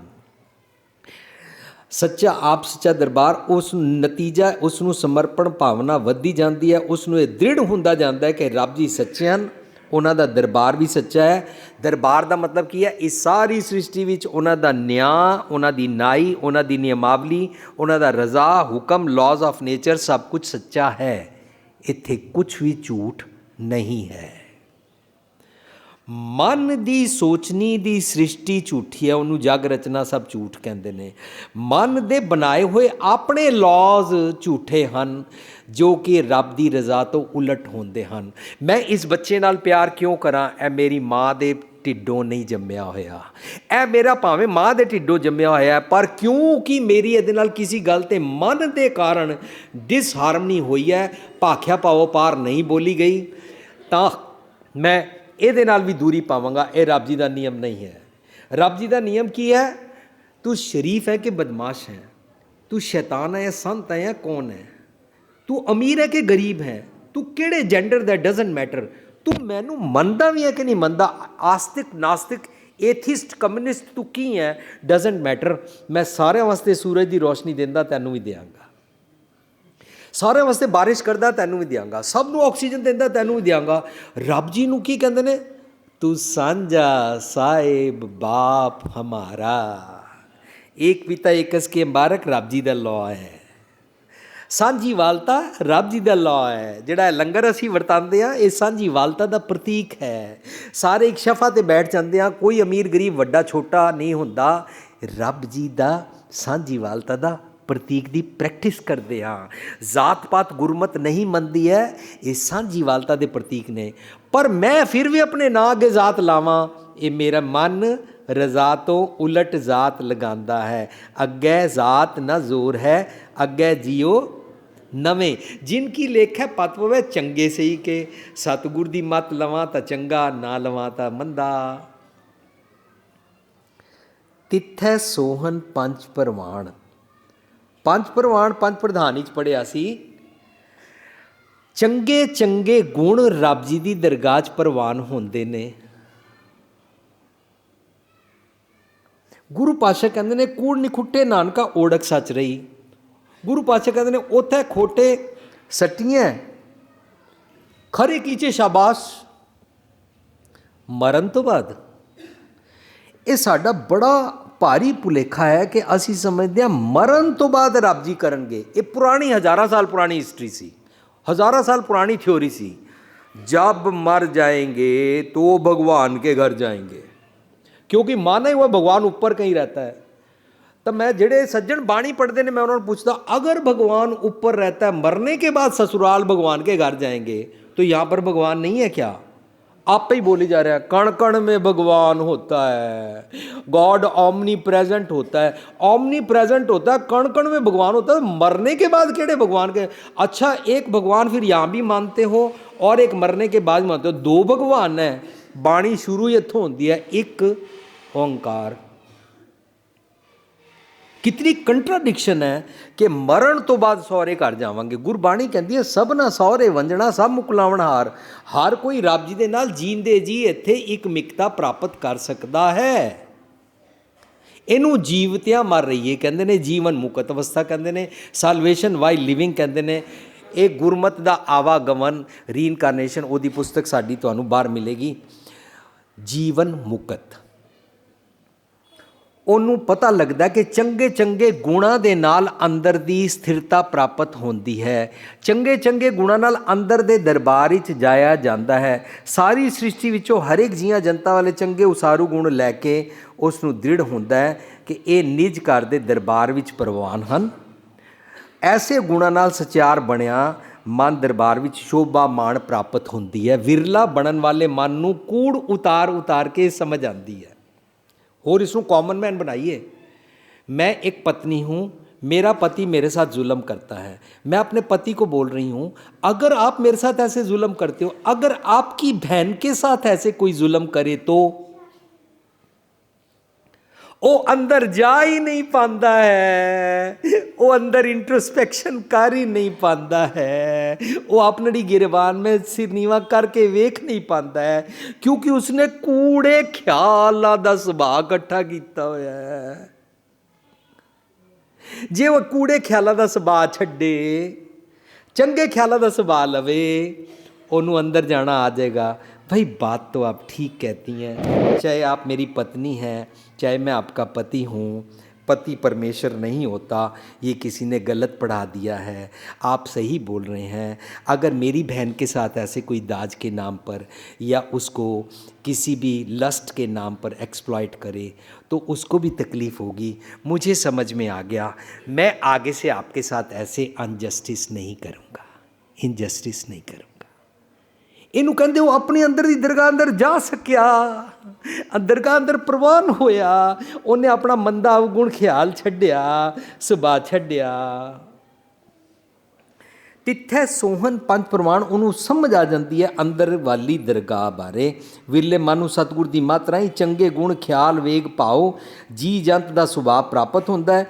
वो चंगे चंगे गुणों के नाल निज कर देंदा, रब्बी दर के अंदर शोभा प्राप्त करता है। नतीजा ये होंदा है कि उसनू चैन बरकरार रहिंदा है। डे बाई डे उसका चैन, सुख, आत्मक शांति, भाव, संतोख उसका वधदा जांदा है। उसका खेड़ा दिनों दिन वधदा जांदा है। कुटिया मत्था ठीक होंदा जांदा है। ज्यों साडे मत्थे ते त्रिकुटी चढ़दी है, इस त्रिकुटी नूं त्यूड़ी चढ़ना कहते हैं। सिद्ध योगी समझते सी ऐसे ध्यान टिकाओ, ऐसे तुम अनुलोम विलोम करो, ऐसे श्वास ऊपर चढ़ाओ तो ये त्रिकुटी ठीक होगी। गुरु पातशाह कहते तू लोकां दे नाल नफरत करदा है, ए मत्था सीधा कर लै, त्रिकुटी ठीक हो गई, त्यूड़ी सीधी हो गई, भावां चढ़ियां ही रहिंदियां। तू जिन्हों देखदा एकदम तेरी भावां चढ़ जांदियां। तू अपने मुताबक बंदे चैक करदा, वाई यू जज others and why you are biased. Don't be biased and don't जज अदर्स। हर किसी को समझ, अवल अल्लाह नूर पाया कुदरत के सब बंदे। साडे ते गुरुद्वारियां दे विच जदों असीं वड़ीए ना, जितनी अंदर गुरुद्वारे अंदर एयर कंडीशन करके ठंडक होंदी है, बाहर दरबार दे साडे गुरुद्वारे दे जोड़ियां तो भी बाहर एक भाई साहब जी खड़े होंदे ने, पसीने नाल लथपथ, हाथ विच उन्हां ने एक डंडा फड़िया होंदा है। संगतां उन्हां नूं नहीं मिलदियां ने, संगतां उन्हां नूं उस तरह फतेह और सत श्री अकाल नहीं बुलांदियां जिस तरह एक अमीरजादे नूं उच्च जातीय नूं बुलांदियां ने। पर जे असीं ये प्रैक्टिस करिए, उन्हां नूं भी मिलीए, उन्हां नूं भी जफ्फी पाईए, ये रब जी का नियम है। रब जी उन्होंने ऑक्सीजन तो दे रहे हैं, साढ़े हथ एयर कंडीशन से असीं नहीं दिता उन्होंने, साढ़े हथ पैसा सी असीं उन्हां दे बच्चों की इंश्योरेंस नहीं कराई, साढ़े हथ पैसा सी असीं उन्हां दे बच्चों नूं नहीं पढ़ाया, ਸਾਡੇ ਹੱਥ ਪੈਸਾ ਸੀ ਪਰ ਅਸੀਂ ਉਹਨਾਂ ਨੂੰ ਸੋਹਣੇ ਕਮਰੇ ਨਹੀਂ ਬਣਾ ਕੇ ਦਿੱਤੇ। ਇਹ ਤੇ ਬਲਿਆਰ ਜਾਈਏ ਐਸੀ ਕਮੇਟੀ ਤੋਂ ਜਿਹੜੀ ਕਮੇਟੀ, ਔਰ ਕਾਸ਼ ਸਾਰੀ ਦੁਨੀਆ ਦੀਆਂ ਕਮੇਟੀਆਂ ਜੇਕਰ ਇਹਨਾਂ ਦਾ ਮਿਆਰ ਉੱਚਾ ਕਰਨ, ਜਿਤਨਾ ਮਿਆਰ ਉਹਨਾਂ ਦਾ ਉੱਚਾ ਹੋਏਗਾ ਉਤਨਾ ਉਹ ਖੋਜ ਕਰਨਗੇ, ਉਤਨਾ ਸਾਡੇ ਬੱਚਿਆਂ ਨੂੰ ਦੱਸਣਗੇ। ਜਿਤਨਾ ਉਹਦਾ ਮਿਆਰ ਨੀਵਾਂ, ਉਹਨਾਂ ਦਾ ਆਪਣਾ ਹੀ ਹਾਊਸ ਚੋਰਸ ਦੇ ਦੁੱਖਾਂ ਵਿੱਚ ਜੀਵਨ ਲੰਘ ਜਾਂਦਾ ਹੈ। ਔਰ ਅਸੀਂ ਭਾਈ ਸਾਹਿਬ ਉੱਤੇ ਹੀ ਸਾਰੇ ਚੈੱਕ ਲਗਾ ਦਿੰਦੇ ਹਾਂ, ਨਹਾ ਕੇ ਨਹੀਂ ਆਏ, ਪ੍ਰਸ਼ਾਦ ਕਿੰਝ ਬਣਾਇਆ, ਪਾਠ ਕਿਉਂ ਨਹੀਂ ਕੀਤਾ, ਸਪੀਕਰ ਦੀ ਆਵਾਜ਼ ਕਿਉਂ ਨਹੀਂ ਆ ਰਹੀ, ਤੁਸੀਂ ਟਾਈਮ ਸਿਰ ਸੁਖਮਨੀ ਸਾਹਿਬ ਕਿਉਂ ਨਹੀਂ ਸ਼ੁਰੂ ਕੀਤਾ। ਸਾਰੀ ਸਿੱਖੀ ਦੇ ਪੈਰਾਮੀਟਰ ਉਹਨਾਂ 'ਤੇ ਡਾ ਦਿੰਦੇ ਹਾਂ। ਸਾਰੀ ਸਿੱਖੀ ਦੇ ਪੈਰਾਮੀਟਰ ਅਸੀਂ ਭਾਈ ਸਾਹਿਬ ਜੀ 'ਤੇ ਹੀ ਡਾਣੇ ਨੇ, ਜਦਕਿ ਸਾਰੀ ਸਿੱਖੀ ਸਾਰਿਆਂ ਵਾਸਤੇ ਹੈ। ਉਪਦੇਸ਼ ਚੋ ਵਰਨਾ ਕੋ ਸਾਂਝਾ ਹੈ, ਹਰ ਕਿਸੇ ਨੇ ਸਿੱਖਣਾ ਹੈ ਔਰ ਆਪਣੇ ਬਾਰੇ ਸਿੱਖਣਾ। ਮਨ ਮੇਰੇ ਸਤਿਗੁਰ ਕੇ ਭਾਣਾ ਚੱਲ, ਆਪਣਾ ਆਪ ਸਿੱਖਣਾ ਹੈ, ਸਾਨੂੰ ਸਿਖਾ ਰਹੇ ਨੇ। ਔਰ ਉਸ ਨੂੰ ਪਤਾ ਲੱਗ ਜਾਂਦਾ ਹੈ ਕਿ ਸ਼ੀਤਲਤਾ, ਨਮਰਤਾ, ਬੈਲੈਂਸਡ ਮਨ ਜੀਤੇ ਜਗਜੀਤ ਦੀ ਅਵਸਥਾ ਕਿਵੇਂ ਜੀਵੀ ਜਾਂਦੀ ਹੈ। ਇਸ ਕਰਕੇ ਉਸ ਨੂੰ ਤਿੱਥੈ ਸੋਹਣ ਪੰਜ ਪ੍ਰਵਾਨ ਵਾਲੀ ਅਵਸਥਾ ਪ੍ਰਾਪਤ ਹੁੰਦੀ ਹੈ। ਨਦਰੀ ਕਰਮ ਪਵੈ ਨਿਸ਼ਾਨ, ਉਹਨੂੰ ਜਿਹੜੇ ਚੰਗੇ ਚੰਗੇ ਗੁਣ ਪ੍ਰਾਪਤ ਹੁੰਦੇ ਨੇ, ਜਿਹੜੇ ਉਸਨੇ ਗਾਵੈ ਕੋ ਤਾਣ ਹੋਵੇ ਕਿਸੇ ਤਾਣ, ਗਾਵੈ ਕੋ ਦਾਤ ਜਾਣੇ ਨਿਸ਼ਾਨ, ਸਿਰਫ ਸੁਣੇ ਸਨ। ਇਸ ਪੌੜੀ 'ਤੇ ਪਹੁੰਚ ਕੇ ਉਹ ਇਹਨਾਂ ਨੂੰ ਮਾਣਦਾ ਔਰ ਜਿਹੜਾ ਜਿਹੜਾ ਚੰਗਾ ਗੁਣ ਉਹ ਮਾਣਦਾ ਹੈ, ਚੰਗੇ ਗੁਣ ਨੂੰ ਸੰਭਾਲ ਕੇ ਵੀ ਰੱਖੇਗਾ ਔਰ ਨਮਰਤਾ 'ਚ ਰਹੇਗਾ ਕਿ ਰੱਬ ਜੀ ਨੇ ਦਿੱਤਾ ਹੈ। ਨਦਰੀ ਦੇ ਕਰਮ ਦੇ ਰਾਹੀਂ ਇਹ ਨਿਸ਼ਾਨ, ਇਹ ਮਾਈਲਸਟੋਨਸ ਨੇ, ਇੱਕ ਇੱਕ ਚੰਗਾ ਚੰਗਾ ਗੁਣ ਰੱਬ ਜੀ ਦੇ ਦਰ 'ਤੇ ਪਹੁੰਚਣ ਵਾਸਤੇ, ਗਲੀਏ ਚਿੱਕੜ ਦੂਰ ਕਰ ਜਾਣ ਵਾਸਤੇ। ਗਲੀਏ ਚਿੱਕੜ ਦੂਰ ਕਰ, ਨਾਲ ਪਿਆਰੇ ਨੇ, ਚਲਾ ਤਾਂ ਭਿੱਜੈ ਕੰਬਲੀ, ਰਾਹਾਂ ਤਾਂ ਟੁੱਟੈ ਨੇ, ਭਿੱਜੋ ਸਿੱਜੋ ਕੰਬਲੀ ਅੱਲਾ ਵਰਸੋ ਮੇ, ਜਾਏ ਮਿਲਾ ਤਿਨਾ ਸਜਣਾ ਟੁੱਟੋ ਨਾਈ ਨੇ। ਜਦੋਂ ਆਪਣੇ ਇੱਕ ਇੱਕ ਚੰਗੇ ਗੁਣ ਨੂੰ ਰੈਲਿਸ਼ ਕਰਕੇ ਦੁਨਿਆਵੀ ਵਿਕਾਰਾਂ ਦੇ ਚਿੱਕੜ 'ਚੋਂ ਲੰਘਦਾ ਜਾਂਦਾ ਹੈ, ਇਹਦੇ ਵਿੱਚ ਉਹਦੇ ਕੋਲ ਨਮਰਤਾ ਹੁੰਦੀ ਹੈ, ਇਹਦੇ ਵਿੱਚ ਉਹਦੇ ਸੁਭਾਅ 'ਚ ਹੁੰਦਾ ਜੋ ਕਿਸ ਕੀਆ ਸੋ ਹਰ ਕੀਆ ਭਇਓ ਕਬੀਰ ਕਬੀਰ। ਉਹ ਆਪਣੇ ਕਿਸੇ ਵੀ ਗੁਣ ਦਾ ਮਾਣ ਨਹੀਂ ਕਰਦਾ ਹੈ ਔਰ ਇਹਦੇ ਵਿੱਚ ਰਹਿੰਦਾ ਹੈ। ਉਸ ਨੂੰ ਇਹ ਸੁਮਤ ਪ੍ਰਾਪਤ ਹੁੰਦੀ ਹੈ, ਉਹ ਟਿਕਦਾ ਜਾਂਦਾ ਹੈ। ਦੇਂਦਾ ਦੇ ਲੈਂਦੇ ਥੱਕ ਪਾਏ, ਥੱਕ ਪਾਏ ਹੁੰਦਾ ਟਿਕ ਜਾਣਾ।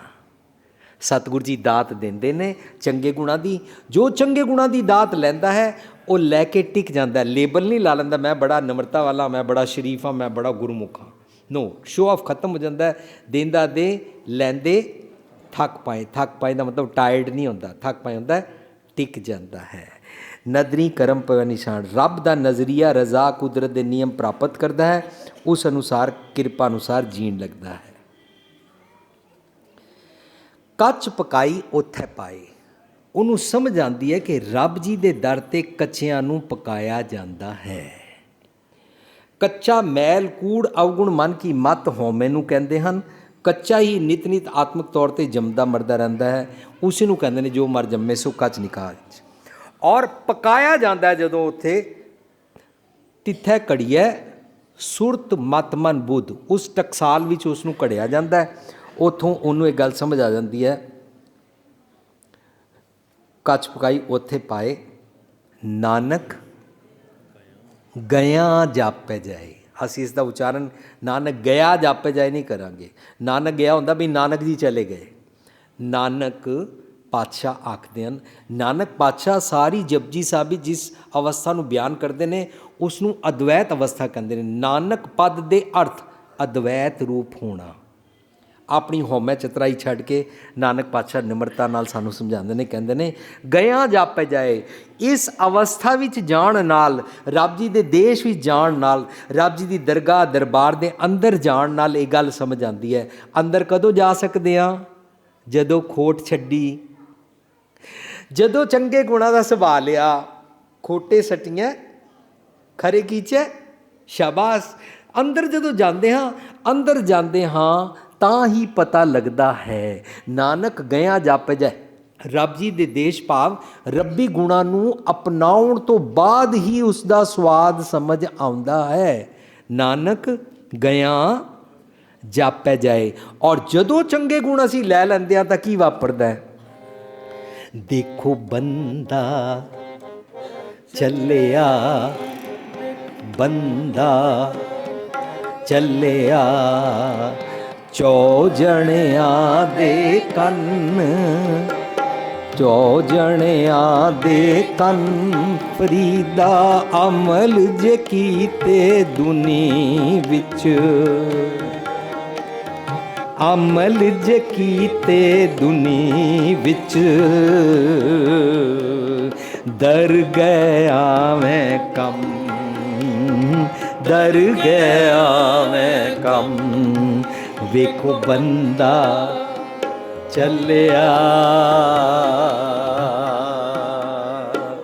ਇਹਦੇ ਅਰਥ ਸਮਝਦੇ ਸਾਂ, ਇੱਕ ਬੰਦਾ ਮਰ ਗਿਆ, ਉਹਨੂੰ ਚਾਰ ਬੰਦੇ ਅਰਥੀ ਲਿਜਾ ਰਹੇ ਨੇ, ਜਦ ਕਿ ਇਹ ਇੰਨੀ ਉੱਚੀ ਅਵਸਥਾ ਦਾ ਸ਼ਬਦ ਹੈ। ਫਰੀਦ ਜੀ ਦੇ ਲੜੀਵਾਰ ਦਾ ਸ਼ਲੋਕ ਪੜਾਂਗੇ, ਉਹ ਜਦੋਂ ਮਨ ਦੀਆਂ ਕੇਲਾਂ ਦੇ ਖੇਡਾਂ ਛੱਡ ਦਿੰਦਾ ਹੈ, ਦਰਿਆਵੇ ਕੰਨੇ ਬਗਲਾ ਬੈਠਾ ਕੇਲ ਕਰੇ, ਕੇਲ ਕਰੇ ਦੇ ਹੰਝ ਨੂੰ ਅਚਿੰਤੇ ਬਾਜ ਪਏ, ਰੱਬ ਜੀ ਦੀ ਆਵਾਜ਼ ਸੁਣਦਾ ਅਚਿੰਤ ਵਾਲੀ, ਬਾਜ ਪਏ ਤਿਸ ਰੱਬ ਦੇ ਕੇਲਾਂ ਵਿਸਰੀਆਂ, ਮਨ ਦੇ ਮੰਦੇ ਖਿਆਲ ਛੱਡ ਦਿੰਦਾ ਹੈ।